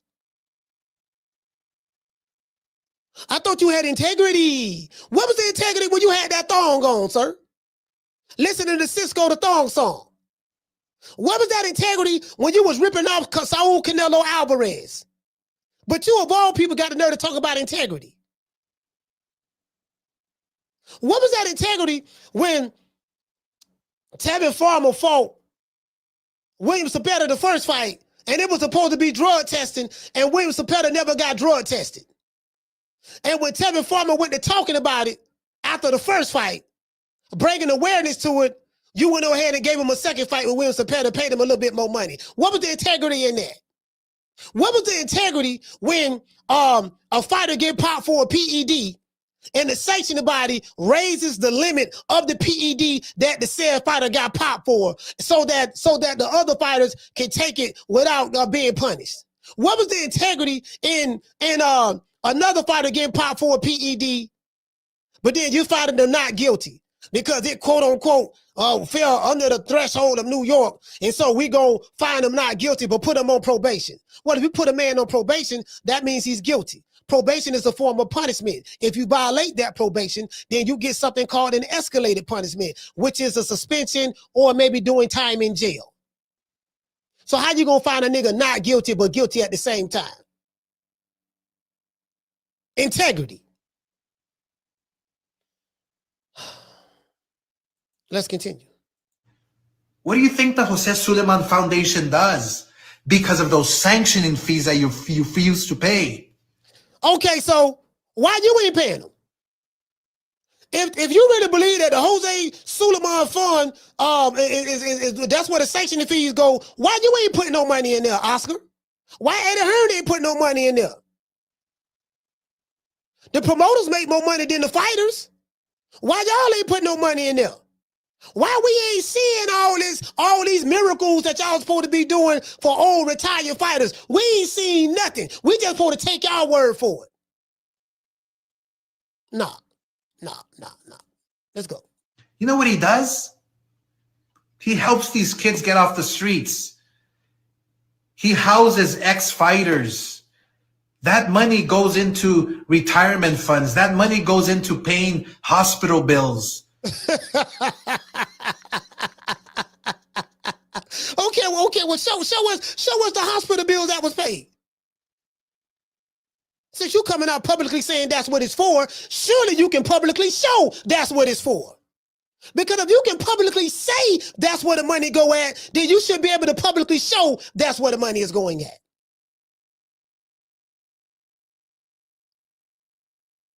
And how much money have you donated of your $200 million net worth to the Jose Suleiman help a retire fighter program? Oscar De La Hoya? No, we asking some serious questions today. Let's go. For fighters who can't make it.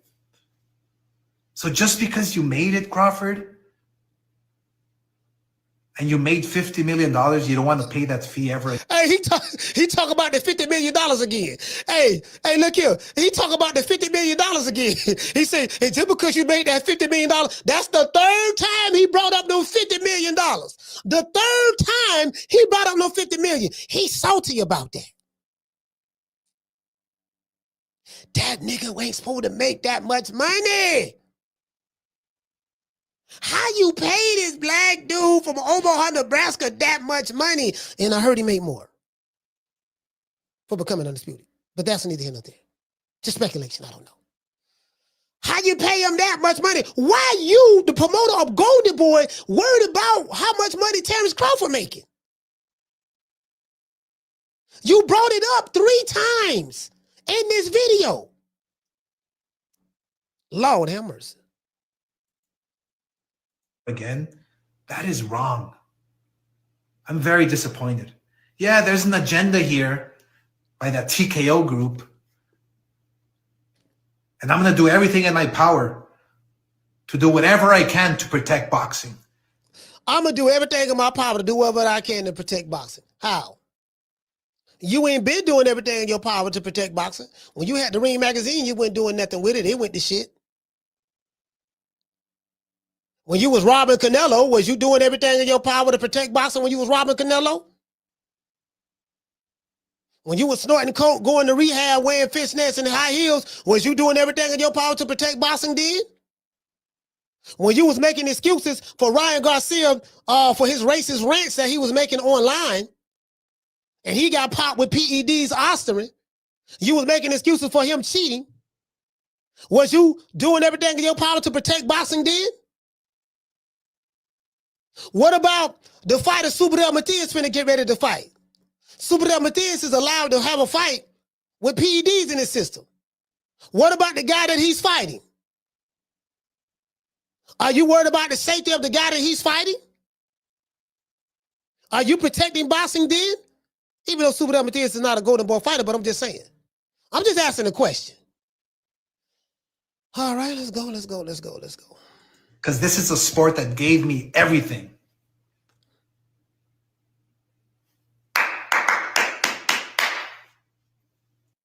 Anyways, buddy, I just blowed that shit up. That shit got blowed up. So let's go over here to Eddie Hearn. I'm going to show y'all what this is about. Now, Eddie Hearn is going to piggyback up on what Oscar De La Hoya said. And then I'm going to tie it up and I'm going to drop these phone lines. We're going to tie it in a nice little bow. What he did is a little bit like going out to a restaurant, having all the best caviar and lobsters, and the bill comes, and you go, I ain't paying that, and you just walk out. Now, you sat down at the table, you wanted to eat all the good stuff, you got to pay your dues, and you got to pay your bill. Now, what he will say in answer to that is, yeah, but the bill was too much. It's like, no, the rules are their rules. But Terrence is looking at it going, well, it's 300,000. But it doesn't. You wanted the opportunity to call yourself an undisputed champion, right? And let's stop right there. Now, this is 2 different promoters. Oscar De La Hoya, who is the promoter of Golden Boy Promotions, and him and Eddie Hearn allegedly don't like each other. Eddie Hearn, who was the promoter of Matchroom Promotions. Both of them have a problem with what Terrence Crawford did that he explained. So the question you got to ask yourself is, why does two different promoters who are at odds with each other, but they do business together, who promote two different promotional companies, have an issue with what Terrence Crawford did as it relates to the WBC sanctioning body? Have an issue with, they don't have an issue with Mauricio Suleiman stripping them, but which I don't care about that. If he stripped them, I don't give a damn. I'm not crying about Terrence Crawford being stripped. I don't care about none of that shit, right? But I'm just pointing out the bullshit. Why are two promoters who ain't got nothing to do with the situation have an issue with it? Eddie Hearn finna tell it right here. And Oscar De La Hoya told it as well. He told it as well. Let's go. Only reason you can do that, the only way you can do it, is to fight for the WBC world title. The only way he was able to do it was because of Turki Al-Sheikh. Yes, the WBC title was on the line, but so was the WBO, the IBF, and the WBA title was on the line. What was the common denominator, Eddie Hearn, that made all of this possible? That made all of the sanctioning bodies come together to allow a welterweight to move up 3 weight divisions to fight Saul Canelo Alvarez for all of his titles, and including the Ring Magazine belt. What made that happen? Was WBC the reason why that happened? No. Was Eddie Hearn the reason why that happened? No. Was Oscar De La Hoya the reason why that happened? No.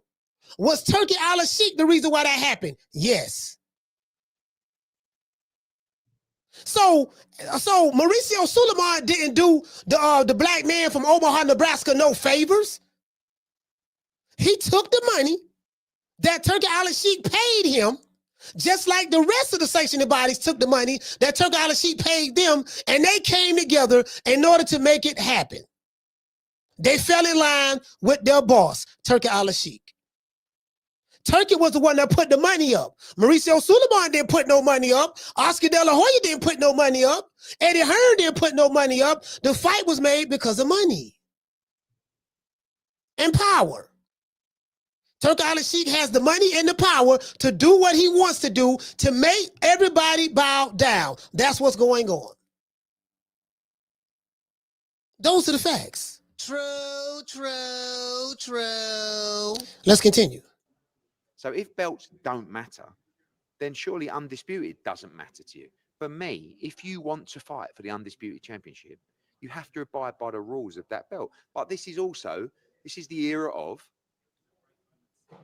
the new wave of boxing coming in is going to try and all the belts. Y'all see that? This what he told. He told the story right here. Here you go, right here. What I told y'all in the beginning. There's a war going on between the old guard of boxing and the new guard. In their eyes, because of the position that Terrence Crawford holds in boxing, by him openly doing what he did, and Mauricio Suleiman, guess what? Hold on. We never would have knew. It never would even got to this level had Mauricio Suleiman never would have dropped that video. Because Crawford replied back to Mauricio Suleiman's video. That's how this shit really got started. Okay, you took the belt, cool. But then you shot the video behind it and try to make a nigga look bad. No problem. So Oscar said, young kids, young boxers growing up, don't follow Terrence Crawford's example. He said that. Oscar spoke about the $50 million 3 times. Eddie Hearn is talking about what it is the new wave of boxing is trying to fuck over the old wave. Eddie Hearn represents the old wave. Oscar De La Hoya represents the old wave. Mauricio Suleiman, sanctioned body, represent the old wave. The promoters and the sanctioning bodies, they are in bed together. They work together to get certain fighters moved up and down the ranks that should or shouldn't be there. That's how this works. Everybody get a kickback. Everybody, one hand washes the other hand. You wash my back, I wash yours. You scratch my back, I scratch yours. That's what's going on. This is why you see 2 different promoters speaking out against the actions of one fighter. And the actions of one fighter have nothing to do with them nor their fighters or their promotional companies. But they fear that fighter's influence. That's what they fear. Let's continue. Doesn't matter to you.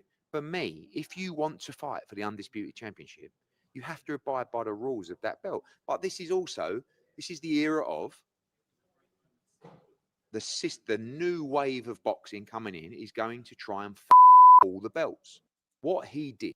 So this is why they look at this as such a big thing. Anyways, I didn't mean to rant on that for all that time, but we got some fights tomorrow, man. O'Shaquie Foster and Cool Boy Steph. What do y'all think about O'Shaquie Foster and Cool Boy Steph fight? You know, O'Shaquie, Cool Boy Steph came in 2 pounds overweight. What do y'all think about that? Who you got in the Eastside Cruz and Pitbull fight? It is what it is. If you're in the city of Tampa and you are going through a whole lot of problems, you might end up going to jail. Get in contact with our people at IT bail bonds. You might need them. Good evening, everybody. My name is Fulton. Sorry about that. Sitting in the county jail right now for child support, driving on a suspended license, or a missed court date? Don't even trip. I made one phone call to IT bail bonds and they had me out the same day. No judgment, no games, just real people who move fast. If you or a loved one is locked up in the city of Tampa, call IT bail bonds at 813-231-2663. IT Bail Bonds is located at 6201 East Hillsborough Avenue, Tampa, Florida, 33610. IT Bail Bonds. When freedom is on the line, call IT.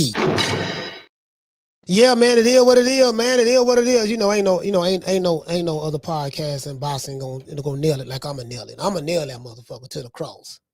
Shout out to my main man CJ Goodfella, man. I watched his video. Really, I think really his video kind of inspired this show, to be honest with you. I watched his video. It kind of inspired this show a little bit, man. So shout out to my main man CJ, man. I fuck with CJ. I hope to meet my main man one day. I really do. You know what I mean? So it is what it is, man. I'm finna get ready to drop these phone lines. Let's talk about it. You want to talk some shit? Call me. Start some shit, bitch. Sup, fool? You gonna talk shit about me, homie? Where you from? Hundreds of niggas is waiting for your motherfucking call, and they all talking shit about you right now. Call the coach at 530-494-9636. We waiting on your bitch ass. Hold on, before I accept any phone calls, this guy right here, I think his name is Frank. I think his name is Frank. He breaks this down. He breaks this down like a 57 Chevy. Before I answer the phones, he break this down. This is what's going on in boxing. And this is why they are mad. When I say they, the Mauricio Suleimans and Oscar De La Hoyas are mad at Terrence Crawford. This is what's going on. This guy broke it down. He broke it down real proper like. Is Terrence Crawford the battering ram in world boxing after refusing to pay the $300,000 sanctioning fee to the WBC for the fight against Canelo Alvarez? I say that because WBC has stripped him of their version of the super middleweight championship because he has declined to pay that fee. Now, what that might have done is drive a wedge between those alphabet organizations and the new setup involving Dana White and Turki Al-Sheikh. They announced 6 months ago they want to set up one organization which has one champion in each weight division. And I think all the purists would want that. So Crawford's action could be extremely significant because, in effect, he's turning round to these organizations, WBC, WBO, WBA, IBF, and he's saying, you guys don't matter anymore. You are irrelevant in boxing. And by doing that, he might know something. He might be saying, with Turki Al-Sheikh's backing, Dana White backing, he might be saying, okay, these guys don't matter. Let's get rid of them. And let's start anew in 2026. That's what the purists want. And I think that's what many of the top boxers, guys like Dmitry Bivol and Beterbiev, Alexander Usyk, Lopez, Shakur Stevenson, I think that's what they all want. They want to see one champion in each weight division. That's it. So that's why everybody's talking about Terrence Crawford. And so all of the sanctioning body, Mauricio Suleiman and other promoters and stuff, they're reaching out to these bigger YouTube channels, and we need everybody to make these hit pieces against Crawford or whatever the case may be, and all that, because he's going against the order. See that this what's really going on. Then this nigga made all his goddamn money. He made all his goddamn money, dog. You know what I mean? On top of that, this nigga getting out of line. He don't got out of place. He keep winning. And then he pulled the move no one saw coming. He landed the Canelo fight. David Benavidez couldn't get that fight because Mauricio Suleiman kept David Benavidez away from Canelo. And he would have kept Terrence Crawford away from Canelo had it not been for Turki Al-Sheikh.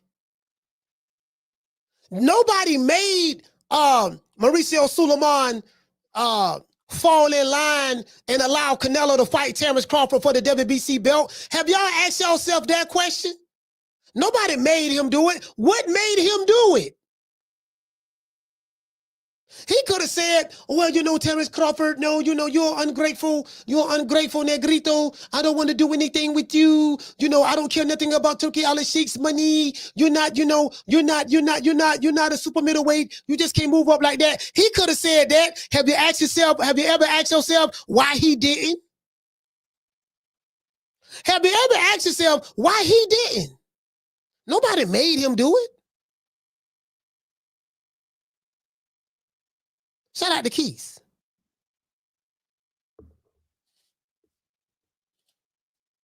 You think Mauricio Suleiman was doing Crawford a favor? I love you so much, Terrence Crawford. I'm going to do you a favor. You think he was doing him a favor? The same dude that was rooting for Canelo to win and got mad that Crawford won? And they had it set up that the judges had Canelo up 2-0 before he stepped in the ring? You think he did him some favors over his fellow Mexican compadre Canelo Alvarez? Nah. Hey, Shan, you get what I'm saying? That's all I'm saying. I'm just calling a spade a spade. That's all I'm doing. Shan, I'm just calling a spade a spade. I'm saying what everybody else scared to say. See, as I said before, since they want to talk about it, let's talk about it. I ain't got no problem talking about it. I can articulate my position very well. Since they want to talk about it, let's talk about it.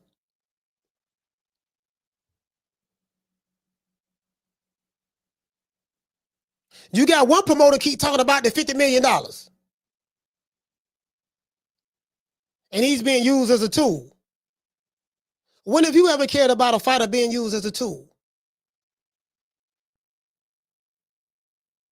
I'm just saying. When have you ever cared about that? Oh, he's not being used as a tool for you. He's not being used as a tool for Mauricio. He's not being used as a tool for Eddie Hearn. Oh, that's the problem. That nigga made all that money. He finessed the game. He finessed us. We did everything in our power. He finessed us. And then he got some nerve. It took a dude from the Middle East to come pay fighters in America more money than they ever been paid in their lives. Oscar De La Hoya wasn't paying fighters like Turki Al-Sheikh paying them. Eddie Hearn not paying fighters like Turki Al-Sheikh paying them. Al Heyman or Bob Arum ain't paying fighters like Turki Al-Sheikh paying them. That's a problem to the old guard. Give a nigga too much money, they don't know how to act. How we gonna control these Negroes? These Negroes getting out of line. How we gonna control them? How you gonna complain about the very same man that y'all working with? If Eddie Hearn, Mauricio Suleiman, and Matchroom Boxing, Oscar De La Hoya, if y'all have such a huge problem with Turki Al-Sheikh, Why do you allow your fighters to fight on his cards?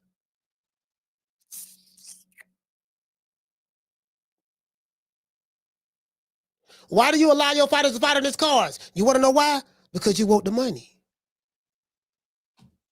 At the end, you want control. See, they want power. They want money, but they want power and control. They want to be able to control a nigga. You're being used as a pawn. Who are you being used as? Who are you being used as a pawn by? See, that's that projecting shit they like to do. They like to project, and they like to have control over us. It's just like the music industry. Just like the music industry. Listen, hey, look here, nigga, get up there and twerk, shake your ass, pop that coochie, drop it down to the floor in front of the camera. Here, take this prop money. We gonna throw the money up in the air. Tell everybody you rich, you got this, you got that. Long as you continue to do what we tell you to do, promote our agenda, everything will be fine. As soon as you get out of line, we gonna raise up against you. We gonna attack you. That's what this is. True. That's what this is. That's what this is. You get what I'm saying? That's what this is in a nutshell. Stay in line. Shut up. Be quiet. Humble yourself. Shout out to Tasha. Hey, okay. For dropping that half for bam, dub on your boy, cash out. Hey, Leroy. Super chat received. Playtime's over, boy. What you say, Tashi? Tashi say Hobie said that. Well, you know, these are the establishment niggas, the butt lickers, you know, the boot lickers. Scratching where they don't is the buck dancing chicken George ass niggas. Hobie is one of them niggas. Chicken George, buck dancing, bucking his eyeballs, scratching where he don't itch. He one of those niggas. And there's a lot of niggas online. They got these big channels are like that. Just saying. They like that. Did you get what I'm saying? So, you know, I ain't got a problem calling the names out. I don't give a damn. I ain't friends with none of these motherfuckers. I'm going to say what I want to say, when I want to say it, how I want to say it. It ain't shit a motherfucker can do about it. True. Shit, these niggas don't run me. I ain't trying to be down. I ain't trying to be friends. I'm not trying to fit in your circle. I don't want no favors from you. Fuck you. That's how I feel about it. You get what I'm saying? So, you know, it is what it is. Listen, man, we got our own thing going on over here. I do me. We got our own thing going over here. I don't give a fuck what another nigga got going on. I'm gonna say what's on my mind. I ain't trying to be down with them niggas. I'm not. I'm an outlier. I plan on doing that. Motherfucker like, oh man, he doing what Turkey tell him to do because he paying him. Okay, well, do you have a job, sir? Yeah, I have a job. Okay, then you do what your boss tell you to do. How a nigga that got a boss go complain about somebody, oh man, the dude paying him money. Okay, well, listen, that's pretty much how it works. Is it Canelo working with Turkey? Last time I checked, Canelo working with Turkey. Don't he have a 4-fight deal with Turkey? Isn't he doing what Turkey tell him to do?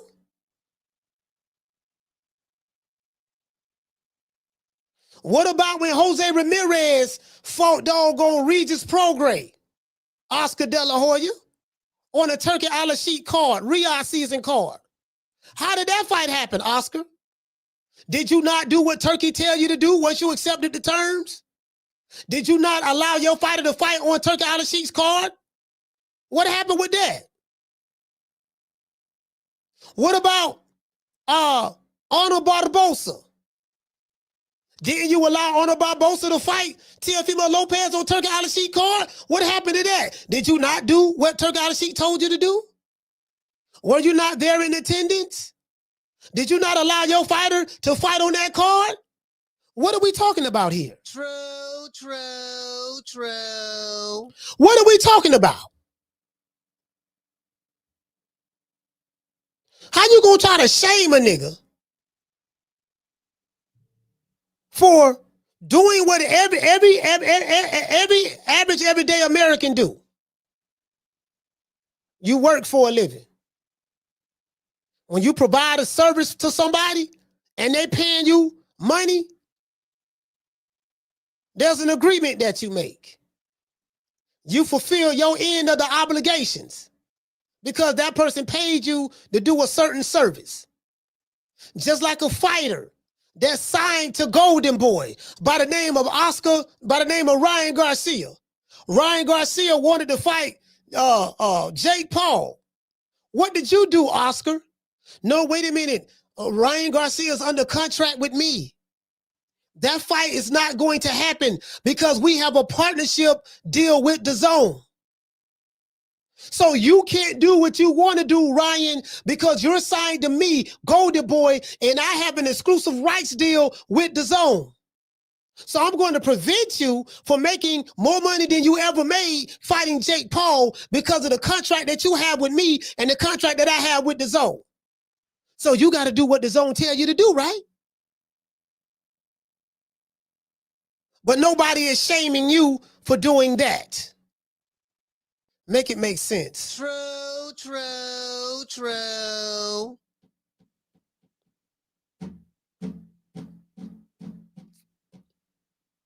I'm just trying to make sense out of nonsense.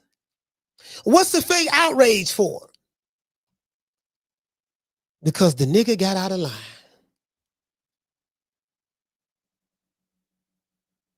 Kunta Kinte got out of line. Got paid all that money.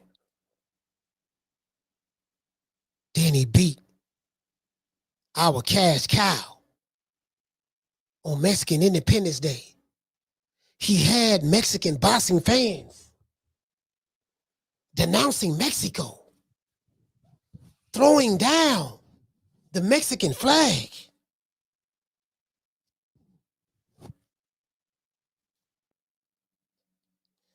Throwing it down in Las Vegas.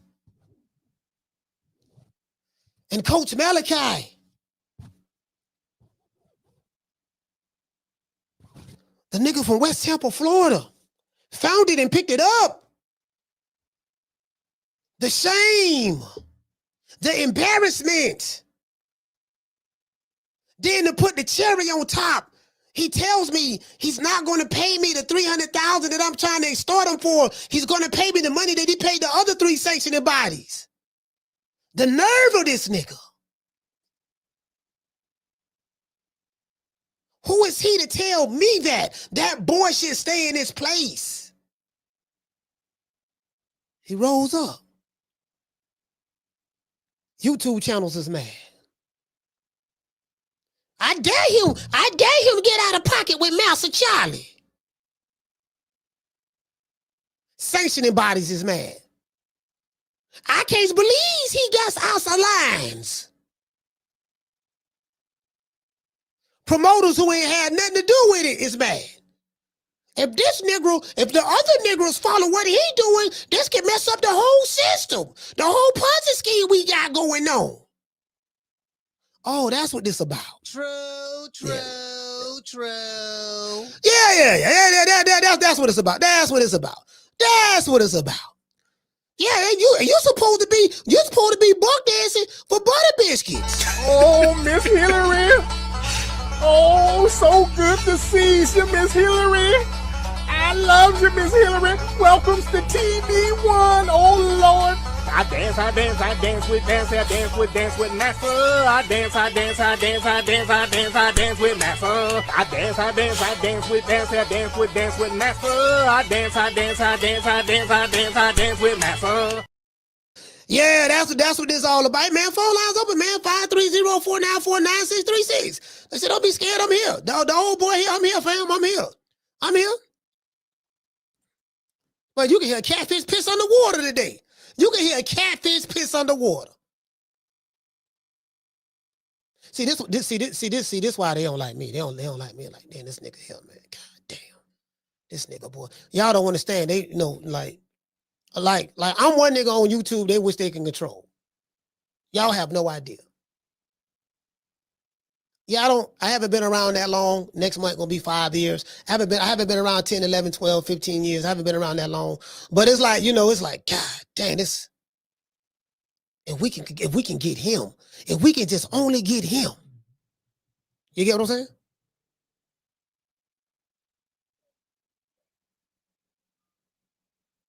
Yeah. Carla, what's your name? You called from? Hey, what's happening, Coach? It's Freddie Chapman from East Oakland. Freddie from Oakland, talk to me. Today. Yes, sir. Yeah, I'm trying to just piggyback on what you were saying about Crawford. You're right though, and it's deep though. It's like so many like shit like going on with that situation. Like why it's going on and all that. You know what I mean? Like the shit you were saying. Like, oh, okay, this nigga from Omaha, from Nebraska. Who do you think he is? They thinking that way. Then Crawford, he's standing on 10 toes. And they don't like that. But now, man, it's just sad though, man. But now, it's all good though. Then the fight tomorrow with Roach and Pitbull Cruz. I'm riding with Roach. That's for sure. But I think Roach should be the favorite too after looking at Cruz the last couple fights. But that's all. I'm just kicking back, waiting to see the fight tomorrow, man. But that's all I have to say, Coach. You keep doing you, man. Keep being you, man. You got a fan right here, though, man. I ain't no male groupie, but I'm just saying, though, man. I appreciate you, though, dog. All right, salute, fam. Shout out to Freddie, man. East Oakland.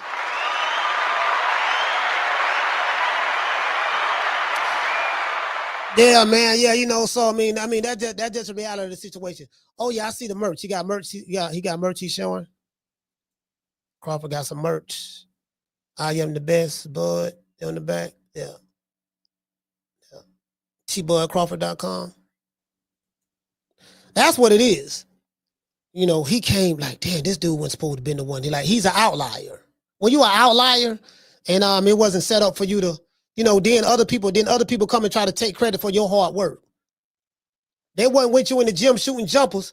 They wasn't with you in sparring. They wasn't with you, you know what I mean? Like if you think, let me tell you something. If you think a white Mexican and Mauricio Suleiman and Oscar De La Hoya gonna ever do a nigga any favors, y'all sadly mistaken. True. You forgot how you got there. We did Terrence Crawford a favor. We didn't have to do that. Carl, hold on. We didn't have to do that. Oh, when did y'all start doing favors? When? They're like, tell me. Yeah, let me. We did this for him. Okay. Oh, Lord have mercy, boy. I'll get back to that. Caller, what's your name? You calling from? Hey, what's up, Coach? This Roach from Mississippi. Roach, talk to me. Hey, I'm a little confused on what Reso said too when he said Crawford ain't paid in his last two fights. His last fight before the Canelo fight was the Mastermind fight. The WBC didn't have nothing to do with that fight either, did they? What two fights you talking about? No, they didn't have anything to do with it. But what the WBC did was they went ahead with trying to get a sanctioning fee out of Crawford, and they just gave him they just put up the WBC intern title. They're supposed to fought for as well. That's what he did to try to collect the sanctioning fee. But look, my nigga, I ain't asked for that shit. Ain't nobody tell y'all to do that. I'm fighting this dude for the WBA title strap. Mauricio Suleiman did that to try to collect the sanctioning fee. That's all that was about. You know what I mean? That's a, okay, so he tried to. So it was a takedown. Okay, yeah. So he tried to make it seem like, yeah, man, we put you in position to get that Canelo fight. No, you didn't. You ain't put nobody in the position for nothing. So that's what I'm saying. It's so disingenuous. He making it seem like that they love boy so much. We were looking out for him. And it was because we were looking out. That's how the fight got made. It was because of us. No. That ain't, that's not true. Like last 2 fights. What 2 fights you talking about? Yeah, I was lost, Coach. Yeah. All right, thanks for clearing that up, Coach. All right, slow fam. Yeah. Nigga trying that on. Yeah. Nigga trying to hold. Anyways, back to enough of that. Enough of Bud and Mauricio and Eddie Hearn and all that stuff there. Tomorrow night we got what y'all thinking about that old Shockey Foster, man? Like that Shockey Foster cool boy Steph fight. What y'all think about that? As a matter of fact, let's see who all is fighting on this card. Let's go to Premier Boxing Champions.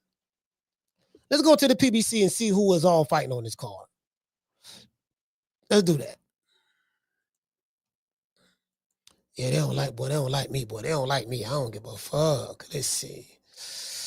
Oh, that little nigga from West Tampa, Florida. He just got such a slick mouth, and he's so good. He's so good at articulating his position. He's so good at exposing us for the BIHs that we are. It's like, damn.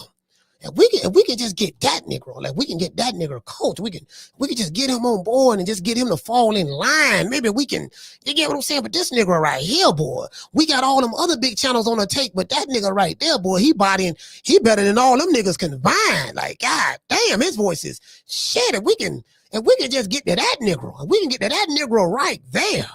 You get what I'm saying? Like, what does he want? You know what I mean? All right, let's see. All right, Laura and Jennebeck. So Laura not fighting. No, Laura. So Jennebeck not fighting because Jennebeck is a drug cheat. Jennebeck is a drug cheat. He got popped dirty. Shout out to, let's get to the super chats. Shout out to Northern Small. Hey, okay. Dropping that quote over. Damn, dub on your boy. Hey, Leroy. Super chat received. Playtime's over, boy. He said the WBC is biased for Mexicans and they make shit up as they go along. It's a disgrace. Appreciate the show, coach. Shout out to Too Much Wolves. Hey, okay. For dropping that quote over. Damn, dub on your boy. Hey, Leroy. Super chat received. Playtime's over, boy. He said Oscar himself fought against paying the WBC sanctioning fees in 2000. I remember that. Shout out to Kerry Pete. Hey, okay. For dropping that quote over. Damn, dub on your boy. He said back in the day, all of the crunk fighters were either rated #1 or were WBO champions before the WBO was considered a major title. Politics. Shout out to JRS. Hey, okay. For dropping that quote over. Damn, dub on your boy. He said Oscar de la Moy Sazon. Okay. Shout out to Flex. Hey, okay. For dropping that quote over. Damn, dub on your boy. Salute to you, fam. Y'all know what time it TI is. Let's hit everybody with the Huggy Bear. Down from the bar, there's a platform stage. People pimping, sharp as razor blades. How did Cool Boy Stealth come in overweight and he was the one that was moving up from 126 to 130? Like, how did he, do you get what I'm saying? Like, I'm trying to figure that out. How did he miss weight, fam?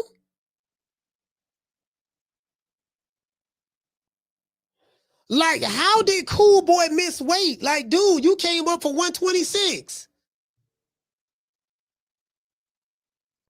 I mean, I like the fight. You got Cool Boy Stealth. You have, you got Cool Boy Stealth. Hold on.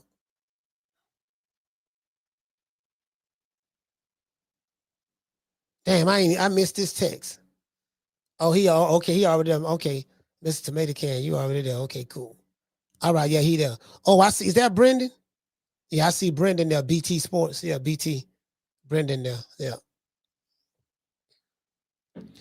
Yeah, man. I ain't gonna lie, man. Like, bro, like, how do you come in? How do you come in overweight? Like, dang, that right there, fam. That's a bad look. I'm not. That is kind of a bad look. You get what I'm saying? And matter of fact, let's see how much this pay-per-view costs. Yeah, let's see how much this shit right here costs, boy. What does the pay-per-view? What does the pay-per-view cost? I ain't looked at it yet. Let me see.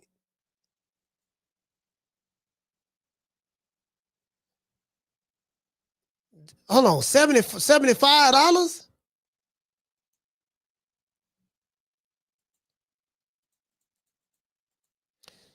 $75.99.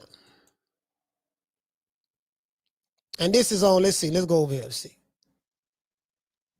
That's on Amazon. All right. Okay, gotta sign into my Amazon account. Boy, this is, Lord have mercy.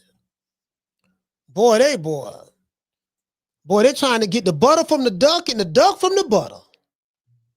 Let's go to Ring. Hold on. Y'all hold on.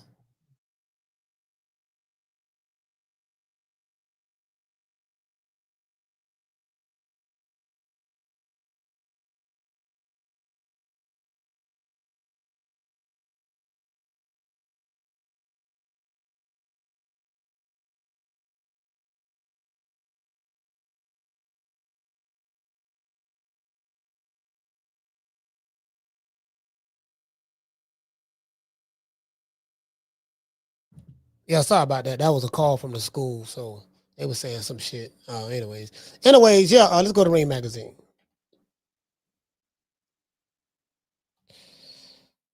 Let's go to Ring. Let's see what's going on right here. Fulton comes in overweight. Can't win WBC 130-pound title in falsified. And then I heard he came in 2 pounds overweight, bro. 2 pounds.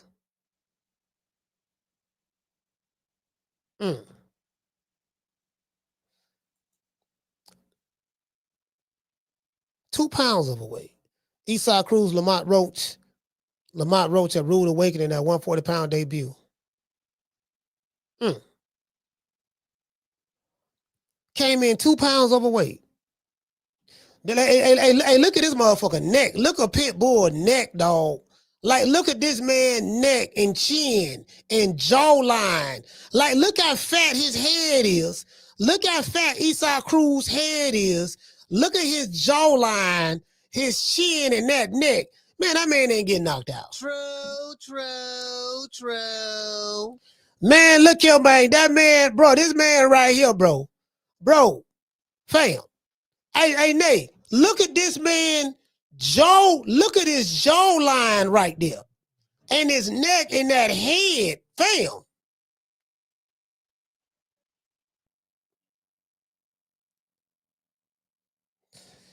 Caller, what's your name? Where you calling from? Hey, what up, Coach? It's Coach Ed from ATL. Coach Eddie, talk to me. What's going on, brother? Yeah, man, when I seen Cool Boy blew the weight, man, I was a little disappointed because I was looking forward to the fight.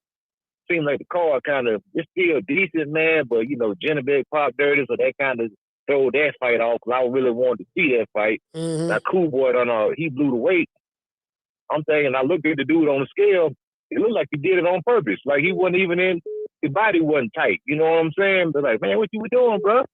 And then I seen him, he always training with boots. So every time I see him with boots, they always lifting weights. I say, bro, you lifting all this weight, but you ain't making weight. You see, Cooper's a big guy. People keep, you know what I'm saying? When I seen Boots the other day, he was lifting weights, right? I ain't even lying. I'm pretty good at judging people's weight. Boots was like he weighed about 180, man. Easy. Yeah. He in there pumping iron. That dude throwing up 75-pound dumbbell like it ain't nothing, man. You know what I'm saying? Dude got some big old arms. That boy 175, 180 pounds right now. Same thing with Cool Boy. He always lifting weight. He look like he about 155, 160. So these dudes got to start fighting their weight class code. They got to stop cutting all this weight and get where they need to be. That's why they blowing this weight. That's why they can't make it. Yeah. Same thing with Keyshawn Davis. He killed himself blowing his weight, man. So it wasn't a good look, man. And you know what, Coach Eddie, you make a valid point because if a fighter fights more closer to his weight, then he doesn't have to worry about coming in overweight when you fight closer to your weight. And also, and not only that, but also if you stay disciplined in between fights, that plays a big part as well. So, but you're right about that. You gotta look, man, if you fight closer to your weight, like Cool Boy probably should be fighting at 135 or 140. You know, he probably should be fighting at that weight class, to be honest. And to be honest, the way Boots was looking the other day, he should be fighting at 160. That dude big, man. That dude has a 75-pound dumbbell. He was throwing them all like they want nothing, man. You know, turning on them joints, man. Well, hey man, this joker big as crap, man. Yeah, Boots. Those guys, that's what I'm saying. Boots, all those guys big. Boots, Virgil, all of those dudes are big guys, and you know, they fight at smaller weight divisions so that they can have that size advantage, you know, at that weight when they rehydrate. So again, but if they're making the weight, they're making the weight. That's all that matters at the end of the day. So I mean, you're right about that. That Cool Boy probably should be fighting at 135. Like, you get what I'm saying? Yeah. I want to say one more thing too, because I don't want to keep beating the dead horse. But now these guys, you know, they want to get rid of these sanctioning bodies. Everybody on board with that, cool. Right now, it seems like it's fighters that's for it and it's fighters that's against it. So it ain't gonna work if everybody ain't on the same plane. Well, everybody's not against it. A lot of the fighters are siding with the sanctioning bodies, and I understand because they in business with them and they got to use it in order to try to get ahead in their career. So everybody's it's really on a fight by fight basis. There's really no solidarity in boxing. It's just the situation that's going on with Crawford. That's a one-off. And the reason why we're talking about it is because Mauricio Sulaiman made it bigger than what it was. Had he not made that video, then Crawford probably never would have made a reply video. And now it's bigger than what it is. They're talking about Crawford on Club Shay Shay. They talking about Crawford on Willie D podcast. He got over 1 million subscribers. Shannon Sharp got over 1 million subscribers. They talking about Terrence Crawford and with the sanctioning bodies. They talking about him on Urban Politicians TV. They talking about him on Boss Talk Radio. MREC TV talking about it. All of the major big mega podcasters are talking about it. So this shit really backfired. And all of the major podcasters outside of boxing, because the boxing circles, they want to protect the establishment. They want to protect the establishment in the boxing circles. But the boxing circle is small. What's the outside, the public opinion with everybody else outside of boxing, Bud don't want that. Because there are bigger platforms that this has brought attention, brought attention from, that this situation has brought attention from, and they looking at it and they're like, yeah, man, that shit is kind of crazy. So now he losing. So, you know. Yeah, exactly. Yeah. So like I say, it's a good thing, and they can make an adjustment. Now, if they do get rid of the sanctioning bodies and only have one belt, this is what's gonna happen. If you the champion, you're gonna be a busy man. Because you ain't gonna be able to fight no once a year or once every 18 months. No, bro. You're gonna be fighting 4 times a year, man. You gotta fight, yeah. You gotta fight at least 3 times a year. Like it is what it is. That just you know, you got see, this is the thing, right? When you fight regular, you don't have to have long training camps. Do you notice that a lot of these fighters, they be having 12-week training camps? You don't need 12 weeks to get ready for no damn fighter. Look at the Devin Haney and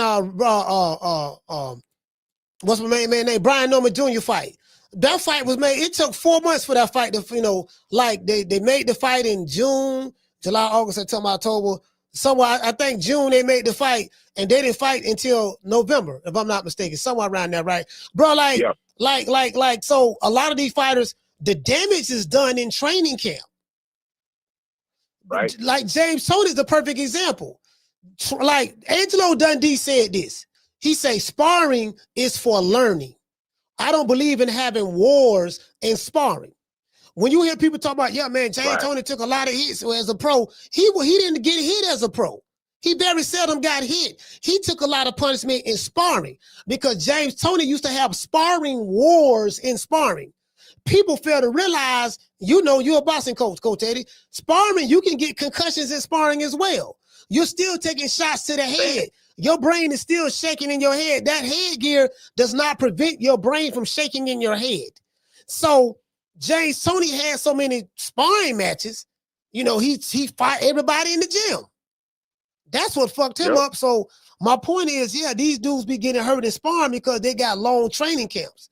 If you fight more regularly, you stay in shape, you ain't got to have a fat camp, and you can always be ready. That's it, man. That's our man. But that's what I just want to touch on that, man. I'm looking forward to the fight tomorrow. I got Lamont Roach doing this thing, man. You know, slick black fighter, man. So it is what it is. I done put it on. I put the jinx on him. Slick black fighter. Hey, stay up, coach. Be cool. I'm out, man. All right, salute, fam.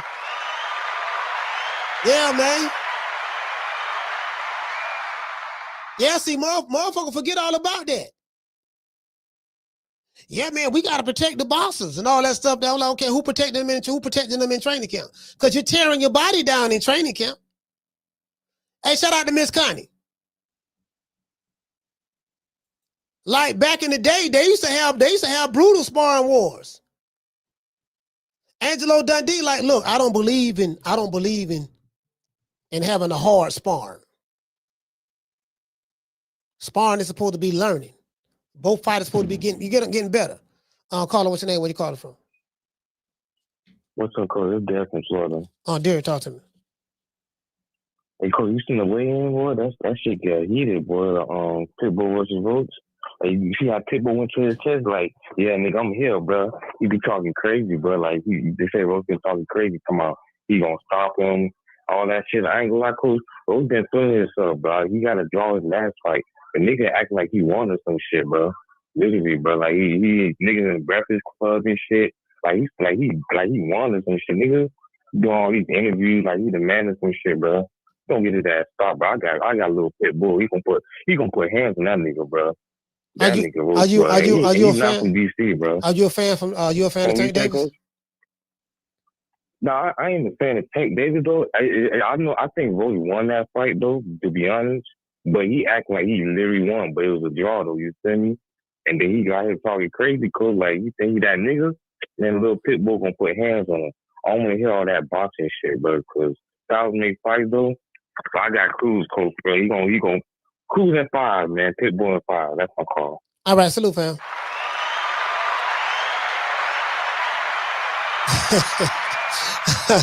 Hey, shout out to Master Goku. Hey, yeah, man, he talking shit, man. I don't like him talking. Like, okay, listen, what's wrong with the man talking? Shout out to the face of boxing. Yeah. Oh, that look good.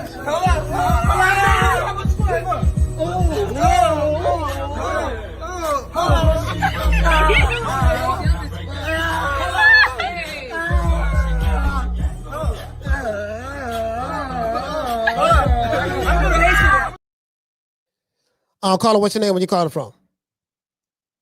What up, Coach Jarvis, man? What's going on, baby? Man, Yarmus from Brooklyn, man. Talk to me, brother. Yo, you gotta be tired when you play this little shit, man. Yeah, I just walked in, man. It's freezing out here, man. Freezing, man. And what's the temperature? Ooh, 22, I want to say. 22? But it's still cold. Yeah, I just came from Lower East Side of Manhattan to pick my son up from school, and it's that water. It's 77. It's 77 where I'm at. Oh my God, man! I don't even talk about that, man. Yo, let's get the boxing, man. I should have closed my mouth, man. God damn, pause. Excuse me.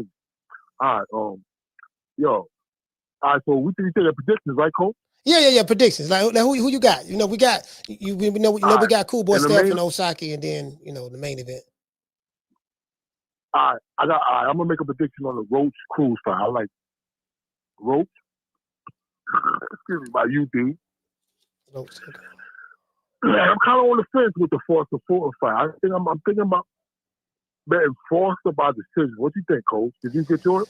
No, I didn't, man. Like that fight right there is such a difficult fight for me to pick. I was leaning towards I was leaning towards Cool Boy Steph, but I know he missed weight. So but both of these guys are pure boxers. And it's just so how off was he? 2 pounds. He missed about 2 pounds. Whoa, that's kind of big, man. Yeah. So the fight, the title is not on the line. He can't win the title. Did he get fined? I don't know if he got fined, but I know he's not allowed to fight for the belt. So if he wins, it's just a win, but he won't win the belt. The belt will go vacant. And I got one question. I don't know if you can answer me tonight or it's gonna be a fight party. That's my one question. Yes. All right, yeah. All right. And I was curious if you happen to know this. With the situation with Bud, right? There's when you pay these fees, like your sanctioning fees, let's say you got 3 belts on the line, 3% of beef, are they write-offs? No, nobody knows. Nobody knows. It's a mystery. Because I always wonder. All right, I kind of think they're not, because I remember how Floyd used to separate his purse from the promotional money, and it seemed to me like that way he's avoiding paying a percentage of his purse. But I just want to ask you, maybe you were in the know. I'm gonna get off the line, man. I'll talk to you tomorrow, Coach. All right, salute, fam. Shout out to Yamas. Brooklyn, stand up. My brother. I don't know, man. What did it say, Daniel? Daniel said, I'm in Houston. I want 7 degrees weather back. Yeah, it's 77 where I'm at. And guess what? In Miami it's warmer. When you go down the Gulf Coast, Fort Myers, it normally get a little colder in the northern part of Florida. I'm in West Central Florida, and then Miami is east. Miami is east on the East Coast, all the way down across the state. So yeah, it's 77. It's 77 where I'm at, man. I'm just sitting there, you know what I mean? Chilling and shit. Shout out to Clinton. He said, I think promotional companies are nonprofit organizations, so it could be. Again, I don't even know, man. It's such a secret. Like we don't know what these promotional companies make. We don't know what they make. Do you get what I'm saying? You know, they don't. The fighter don't make more than the promotional company. I'm saying overall, the fighter don't make more than the promotional company. And the promotional companies and the sanctioning bodies, they are in bed together. They work hand in hand. This is why you see Eddie Hearn and Oscar De La Hoya defending the WBC so vehemently. Because we can't have the other fighters taking the cue from the #1 pound-for-pound fighter in the world. We can't have them taking the cue from him, thinking they're going to go against the grain. They don't have to worry about the other fighters doing it, because the other fighters won't do it. They're not in the position that Terrence Crawford is in. The other fighters are not going to do that. They don't have to worry about that.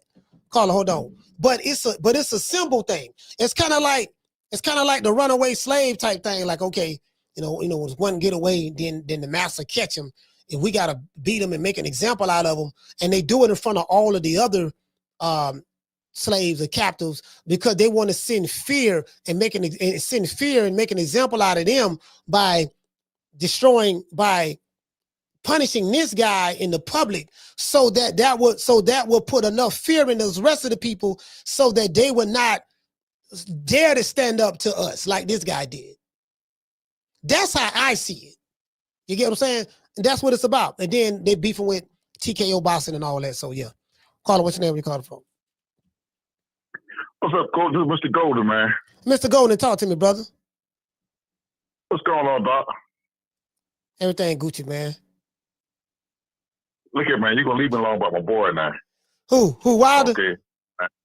Yes, sir. You're going to leave me alone about Wilder now. I'm riding with him, man. I'm riding with him, man. To this day. I'm riding with him, Mr. Golden. I'm going to ride with it, Coach. I just can't stand another devastating loss, man.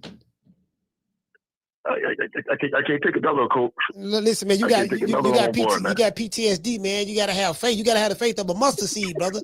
If ye only had the faith of a mustard seed, that's all we need. We just need a little hope, baby. Like, dude, this our last shot, our last hooray.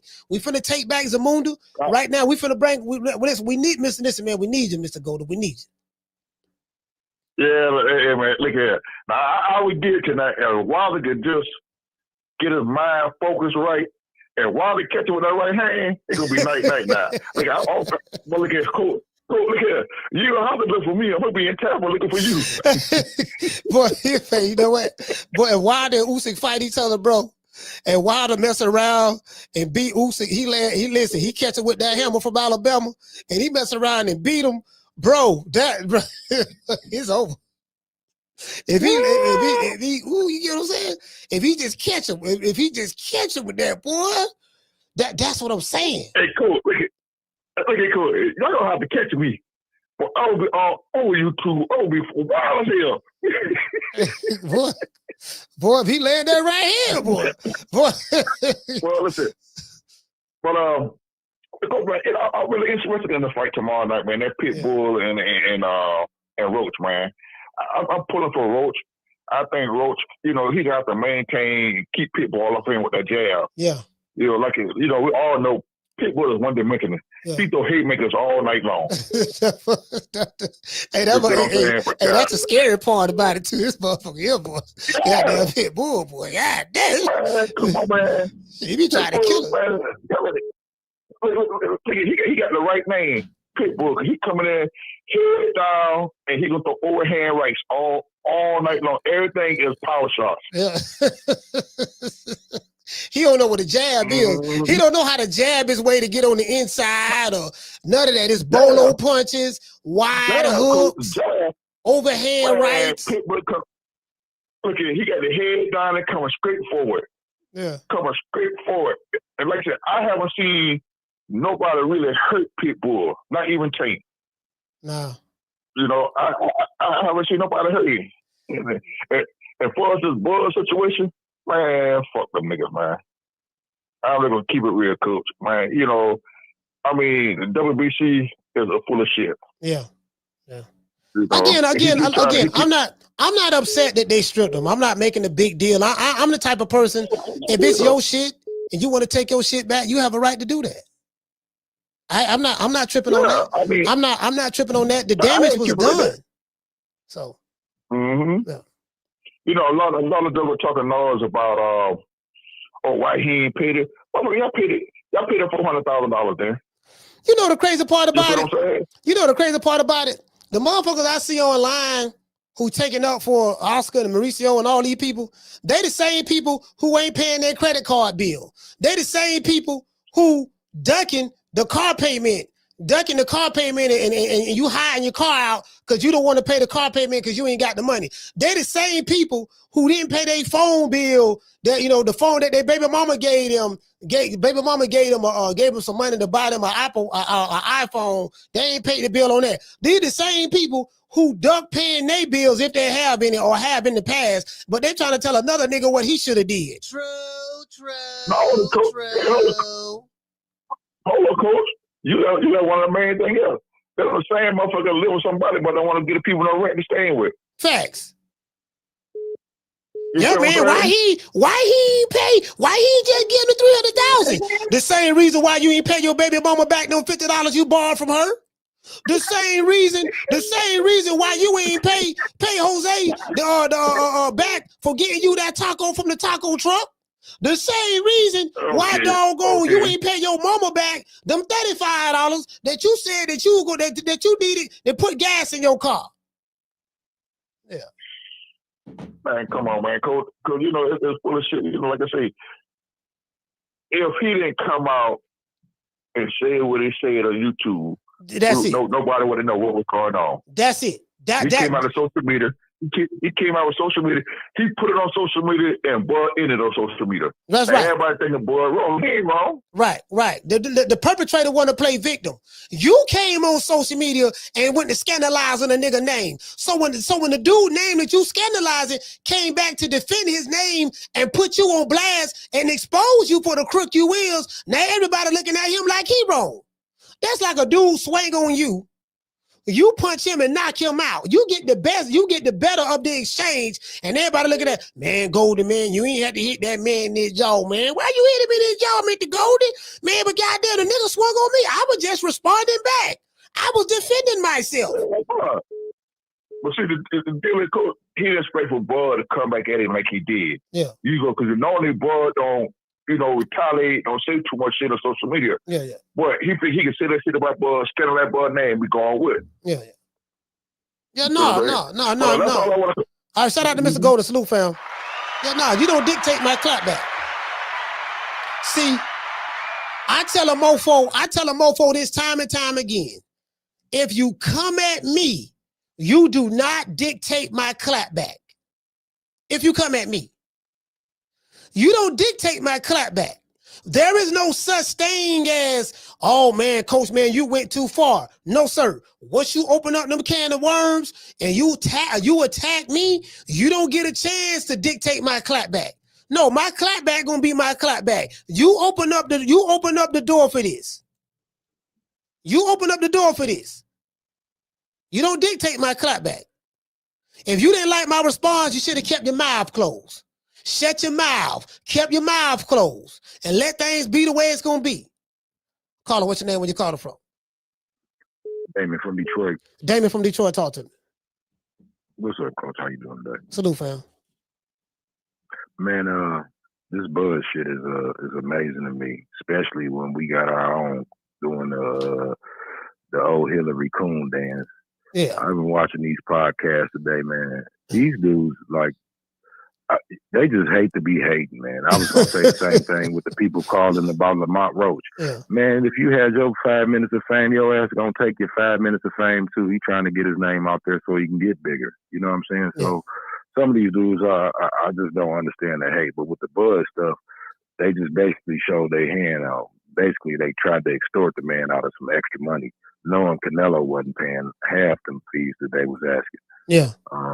I just feel like Oscar and all them shit, they must be getting cut kickbacks or something, the way they just went on and just, what you call it, Coach, dismersifying that your name. Yeah, I got that from Don King. Don King taught me that word. I never heard of that word before until I heard Don King say it. I heard Don King say 2 words: dismercify my name, scandalizing my name, and dismercifying my good character. I got that from Don King. Yeah, so basically I feel like that's what they're trying to do to Bud. So Mauricio Suleiman said all that good stuff, but he ain't say about the extra sanctioning fees and all this stuff they asked him. And I thought that the money had to be put up for the sanctioning bodies before the fight. So they want him to pay money for a fight he ain't gonna even have. Man, they want him to pay it for just holding the belts. Man, look, man. The man say, look, I paid the other 3 sanctioning bodies. They took what I offered them. They didn't have a problem with it. This, I offer you the same thing I offered them. Mauricio, see, this is what people keep overlooking. He offered them the money. They said, no, we want more money. Well, the rules is the rules. They have to follow the rules. Okay. Well, if the rules is the rules, the WBC don't even follow their own rules. They don't follow mandatory rules that they say they have. They allow certain royalties to fight and raise the limit and draw. So their rules is subjective to how they feel at that time to support a certain situation or the bottom line. So don't tell me about rules. You're going to try to hold me accountable to the very same rules that you don't follow. No, right. no. Then you got Oscar out here making comments. He forgot he was a minority. I'm lost, but I just think they don't like that black man. He's black. He's dark. They don't like him. They should have never gave this nigga money. So yeah. I swear that's how they acting, but in reality, man, the dude is standing on his principles. You can't do nothing but respect him for that. Like I tried, like you said, I tried to give you what I felt was fair, and y'all tried to work me. And then besides that, then you went out and dismersified my good character and all that stuff. So yeah, whatever, which I think is a play with going hit back when the new league come into play. But yeah, I just think they in for it. That this is the falling of the dominoes effect. All right, shout out to Damon, man. Detroit, stand up. Salute to you, fam.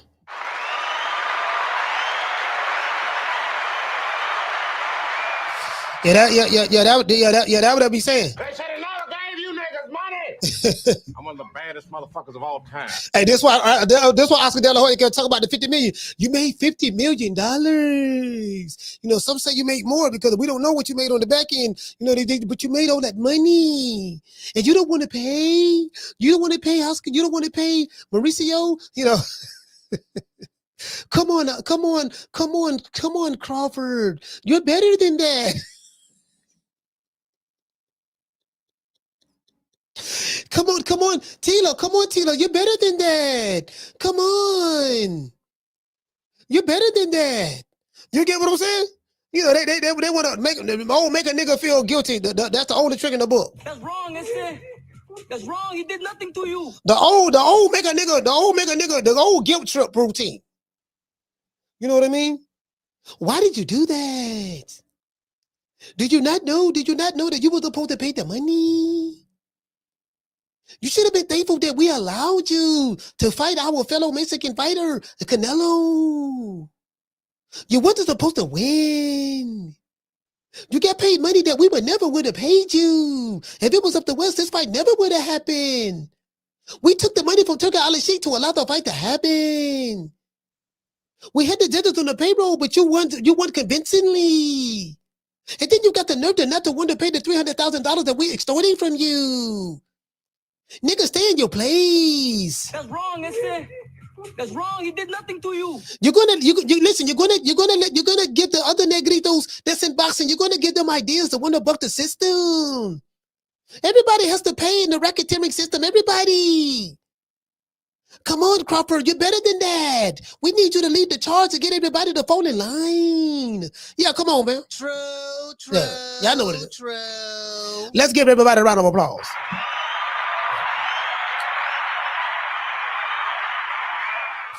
Yeah, it is.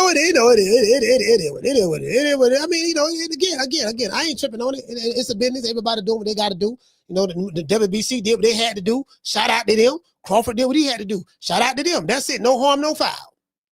No harm, no foul. Far as I'm goddamn concerned. You get what I'm saying?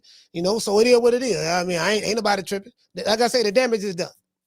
Y'all can find a way to get that belt back to Canelo some way, form, or fashion. Hopefully, Hamza Shiraz. I know y'all want Hamza Shiraz to win. I think that's Turk out of sheep, boy. And then, we'll see what happens from there. Right? Hopefully, y'all can make that fight between Hamza Shiraz and Canelo, and maybe Canelo can try to get his belt back. All right? Because if he run up on that boy from Omaha, Nebraska, he going to get his ass whipped again. He might get stopped this time. True. Might get stopped this time. He might get stopped this time. I just want to throw that out there. You dig? I want to thank the whole hood who came out here. I love y'all. I did this for the hood. Y'all know I beat that boy. Yes, sir, man. Y'all know what time T.I. is, man. Shout out to the lovers. Make it last. Make it last forever. Don't let I love you.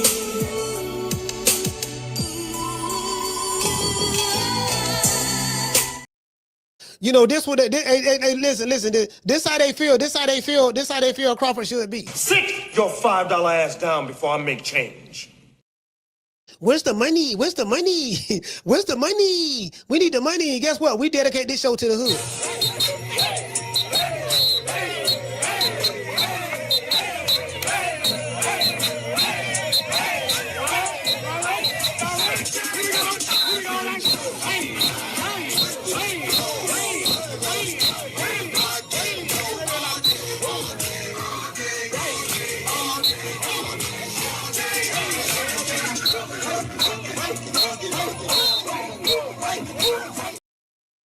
Yeah, they talk about he ran off on the plug. Ran off on the plug twice. Mauricio Suleiman ain't the plug. Turk Al-Sheikh is the plug. Mauricio Suleiman ain't nobody. He ain't the plug. Turk Al-Sheikh the plug. He ran off on the plug. Ran off on the plug twice. Boy, hush. Don't everybody believe in Google? Go Google that shit. It is what it is. I say what I say, and I deliver it. See, they don't like when you unapologetic. When you are unapologetic, they don't like that. They don't like when you unapologetic. They want you to be, Azabiza. They want you to be an Azabiza nigga. Scratching where you don't itch, buck dancing, chicken Georgian, ham boning, knee slapping. They want you doing that there. They want you, Aza. They want an Azabiza nigga. See what Mauricio Suleiman, Eddie Hearn, or Oscar De La Hoya want. They want you to be the Azabiza. They want you to be the Azabiza nigga. Oh, Miss Hillary. Oh, so good to see you, Miss Hillary. I love you, Miss Hillary. Welcome to TV1. Oh, Lord. I dance with NASA. I dance with NASA. I dance with NASA. I dance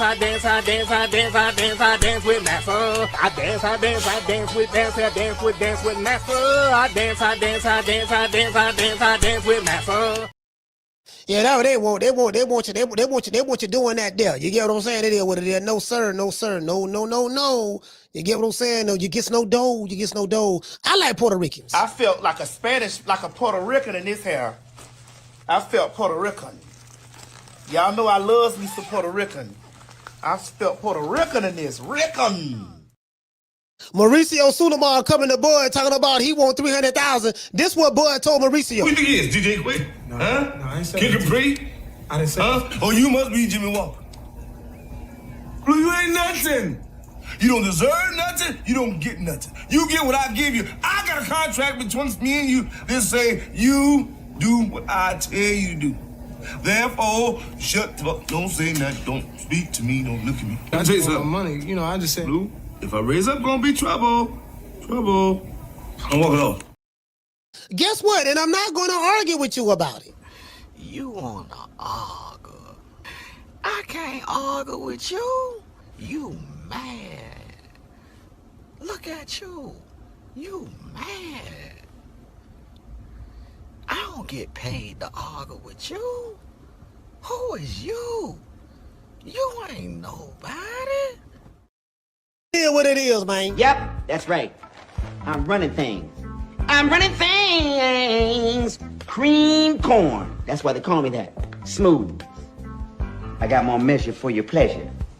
Stick with me, baby. I'll have you farting through silk. And let a nigga mess with me. I'll jump on him. All 93 pounds of pure dynamite.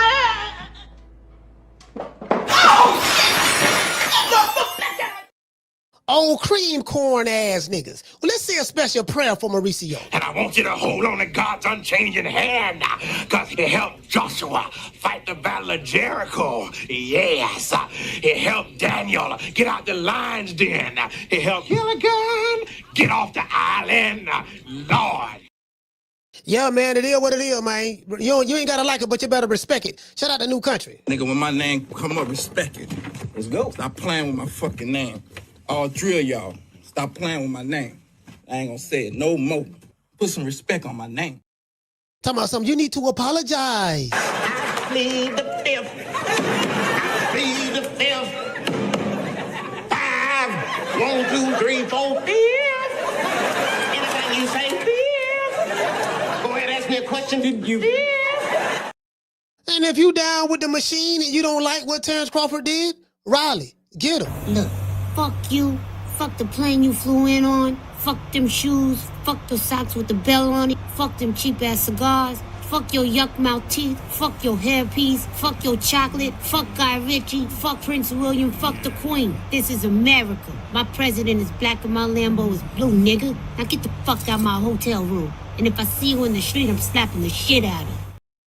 And I'd like to take a word from Stephen A. Smith. You did? Let me address something to some of the haters out there about me. Y'all can kiss my ass. Twice. One thing about me, I am team fuck the other side. That's just the reality of the situation.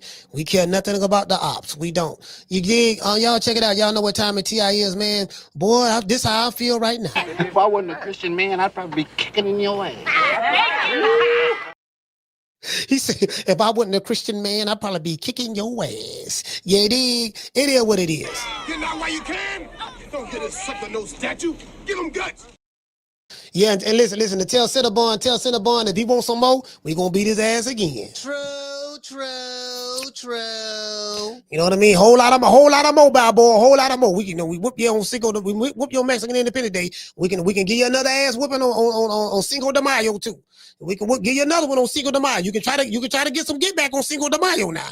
We gonna, you know what I mean? It is what it is. Just want to throw that out there. You dig? We finna give everybody a shout out. Shout out to the caller. Shout out to Freddie. Hey, okay. Shout out to Roach of Mississippi. Hey, okay. Coach Eddie from the ATL. Hey, okay. Garrett from Florida. Hey, okay. Yarmus from Brooklyn. Hey, okay. Mr. Golden, man, Georgia. Hey, okay. Damien from Detroit. Hey, okay. Let's see. Shout out to Nate the Great. Hey, okay. Summer in November. Hey, okay. Master Goku. Hey, okay. Shout out to Trey. Hey, okay. Shout out to Freddie. Shout out to Hollow Davis. Hey, okay. Let's see. Shout out to Green Eyes P. Hey, okay. Shout out to Lady Shan. Hey, okay. Shout out to Miss Connie. Hey, okay. That 90s chick. Hey, okay. We got Summer in November. Hey, okay. Shout out to La Jessica. Hey, okay. Keys Bulldogs in his BI. Hey, okay. Shout out to Benny Snake Eye. Hey, okay. Let's see. Shout out to G5 from the Bronx. Hey, okay. Let's see. Shout out to Legacy. Hey, okay. Shout out to what it is? Shout out to J Kid. J Kid, salute. Hey, okay. Lee Smith and his BI. Hey, okay. The lovely T-Love. Hey, okay. Can't forget about Schoolo. Hey, okay. Clint Cummings. Hey, okay. Shout out to Lee Smith. Shout out to my main man Rick. Rick, what's going on, fam? Hey, okay. I had to get on Oscar De La Coca a little bit. Had to get on him. He must have forgot. Too many receipts out there to bother him. You know, you'll figure as many compromising situations Oscar De La Coca has been in. Like he should be the last person running his mouth. Get the thumb, loosen your thumb. Shout out to Andy Payne. Shout out to Daniel Agnew. The lovely goddess. Shout out to Chassie T. Let's see, we got Miss Connie. We got shout out to Miss Sheila from Cali and Houston. Keith's Bulldog, the Cincinnati Cobra, man. The Cincinnati Cobra. Y'all don't know who the Cincinnati Cobra is. Shout out to Mr. AGR. He just gifted 10 more people memberships. You dig? Shout out to Green Eyes P. Dropping them 2 pounds on your boy. Let's see the members he gifted. Let's see, AGR gifted. Hey, shout out to J Rock. He said, Coach, did you see your boy Bernard hacking in the gym last week? We were talking about you. Oh, no, I didn't see him. I didn't see Bernard Hackett, man. Hey, that's my guy there. Talking about Coach Bernard. That's my main man. I wrestle Coach Bernard. Man, Coach Bernard, one of the coolest people you ever want to meet, bro. Like, he's one of the coolest people you ever want to meet. Him and his son, man. Him and Jaleel. Jaleel want to fight everybody. Like, Jaleel, you ain't ready for that fight right there, man. You ain't ready for that fight. Nah, tell that nigga Usyk he can get it. He want to fight Usyk, Tyson Fury. I'm like, man, hey, listen, you gotta hold Jaleel back. He want to fight everybody. Jaleel, you ain't ready for that one yet. No, man, fuck that. Tell that nigga he can get it. I'm like, man, he got too much heart for his own good. Nigga want to fight everybody. And he want to fight you right there in the pocket. God damn, you get what I'm saying? It is what it is, man. Hey, man, y'all know what time it is. I'm going to give everybody a shout out right after these messages.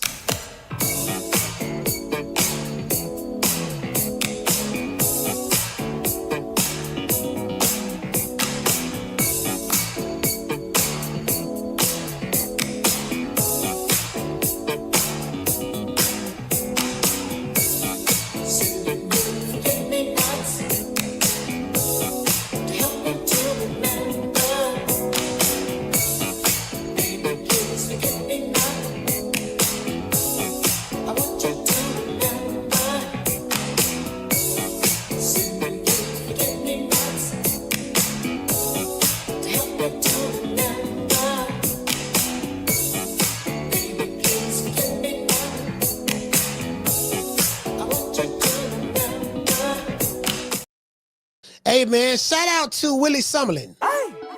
Mr. Golden. Master Goku. Shout out to Trey. Mr. Tomato Can. Miss Connie. Shout out to Freddie. Shaw Cool Hands. Yeah, man. Shout out to Keisha. Keisha, what's going on? We got J Rock from DC. Let's see. We got Shaw Cool Hands. We have Tila. We have Mr. Gory. Salute to you, fam, Mr. Bory. We got Keith's Bulldogs in the building. We have the Goddess. We have Clint Cummings, Herb Winston. We shout out. We got Marlon Greatness. Salute to you, fam. Schoolo, Miss Connie. Shout out to LaDanny Jackson. LaDaniel Jackson. Salute to you, fam. The one, Mr. Ham. We got the one, Mr. Ham. We got that 90s chick.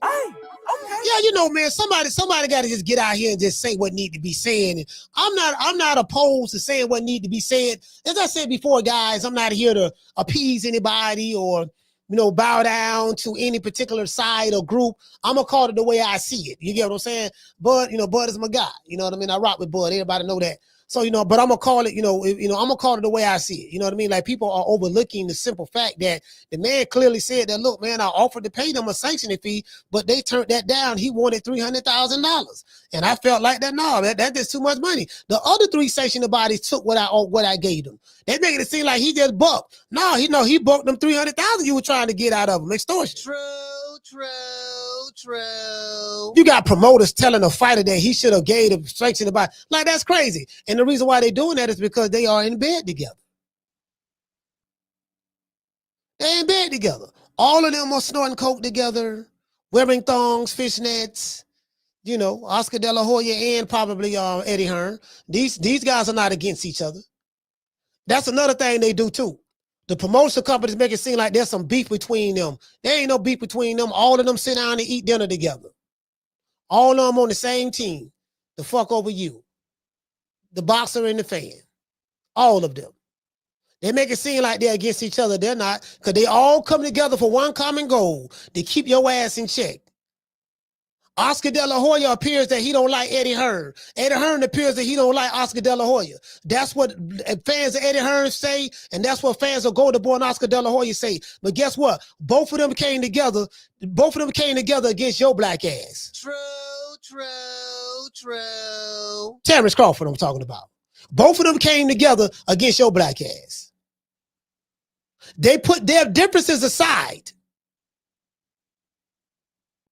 Whatever differences Eddie Hearn and Oscar De La Hoya have, they put their differences aside to come together against your black ass, Terrence Crawford. Remember that. True. Catch you guys on the next one. You know my motto. Don't meet me there, beat me there. Peace. Hey, man, shout out to Rick, man. Southside Houston in this bitch. You dig? Man, I'm out of here, bro. Let's go. Man, I'm out of here, bro. Let's go.